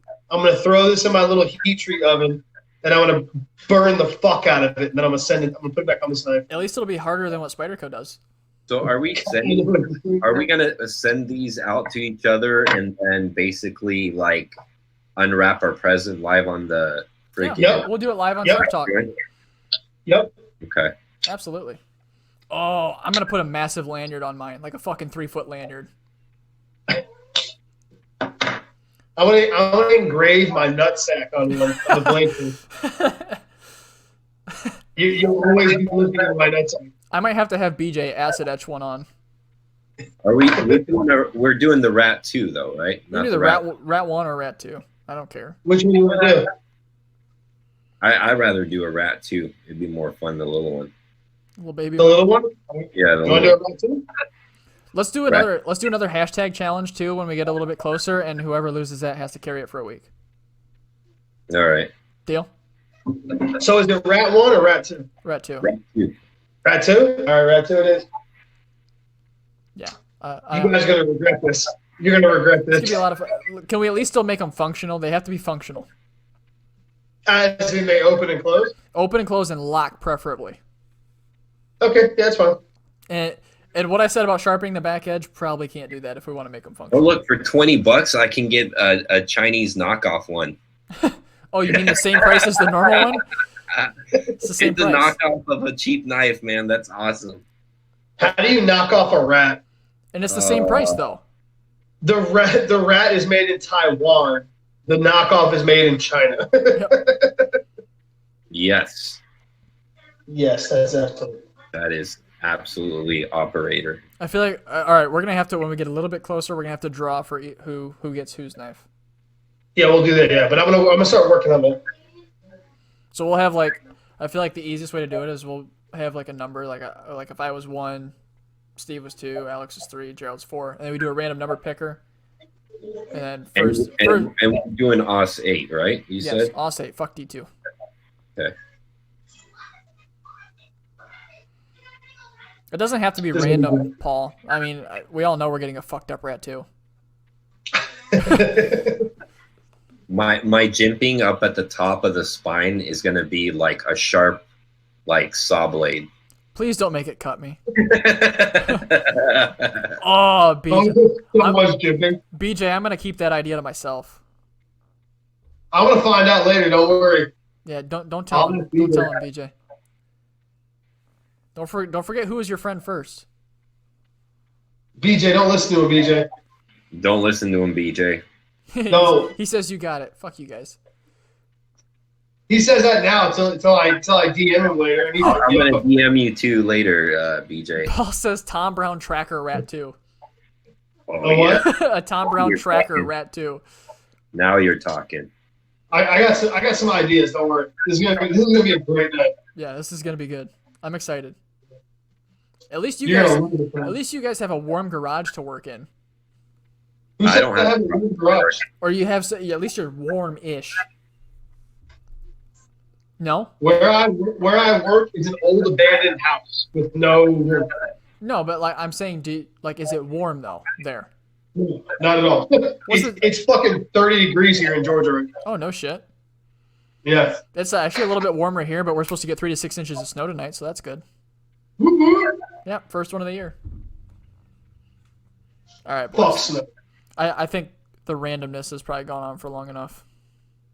We're trying to eat dinner. It's been almost 3 hours. This has been fun. You're a bitch. I live in Ohio, Lee. I see a squish squish one coming The on. pink one, guys. Yeah. The pink one. Yeah, Northern Ohio, Lee. Yeah, it's only like 45 here today, or it was 45 as a high, but it's about to be like 25 overnight. All right. Yeah, that was a rat 1, Alex. That wasn't a rat 2. I know. But yeah, I could see a squish squish one coming out of that one. Big time. Yeah. I got a Dremel and some patience. I got a Dremel too. Yeah. I got the Harbor Freight knockoff. I got the Oh, I've got real. lots of stuff. I'm gonna Dremel that shit into some. Wait, when one of you gets this knife, the blade is black. It's not acid wash, I promise. Oh, it's just burnt. It's burnt to a crisp. Got it. I'm excited for this. This is going to be a lot of fun. It's gonna be arts and crafts. Kinda. Paul calls it the Harbor Freight Dr. Mel. The E fell off. all All right, boys. I think that's probably going to have to wrap it up for us. right. It's been a good one. Squish, Yeah, squish, squish. squish, squish. I hope the quality was better for everybody. It seems like it was. It was, Squish, it was running really well this entire time. Thank you to the Twitch chat. This has been the best Twitch chat we've had yet. You guys missed out by not seeing it. You know what? There's probably You missed out because you don't fucking tell us, Tom. there's probably a good 150, 200 comments here. This was awesome. Very cool. So thank you guys as always for tuning into the live stream. Lots of fun. Hopefully the quality's the same every week. It seemed like it was really good this week. Should translate to good quality when I upload it tomorrow as well. We'll see how the recording and everything came out. But thank you guys for listening and watching, and we'll see y'all in 2 weeks. And big shout out to FarmBoy Jack. Yes, absolutely. Thank you, Jack, for being on. You guys should definitely go check out his channel. Don't be like me. Just go check him out. Squish, squish. Yep, squish, squish. Hashtag squish squish. Tiny hands, Tom. Yes. Tiny. Tiny hands, Tom. Fuck you, Steve.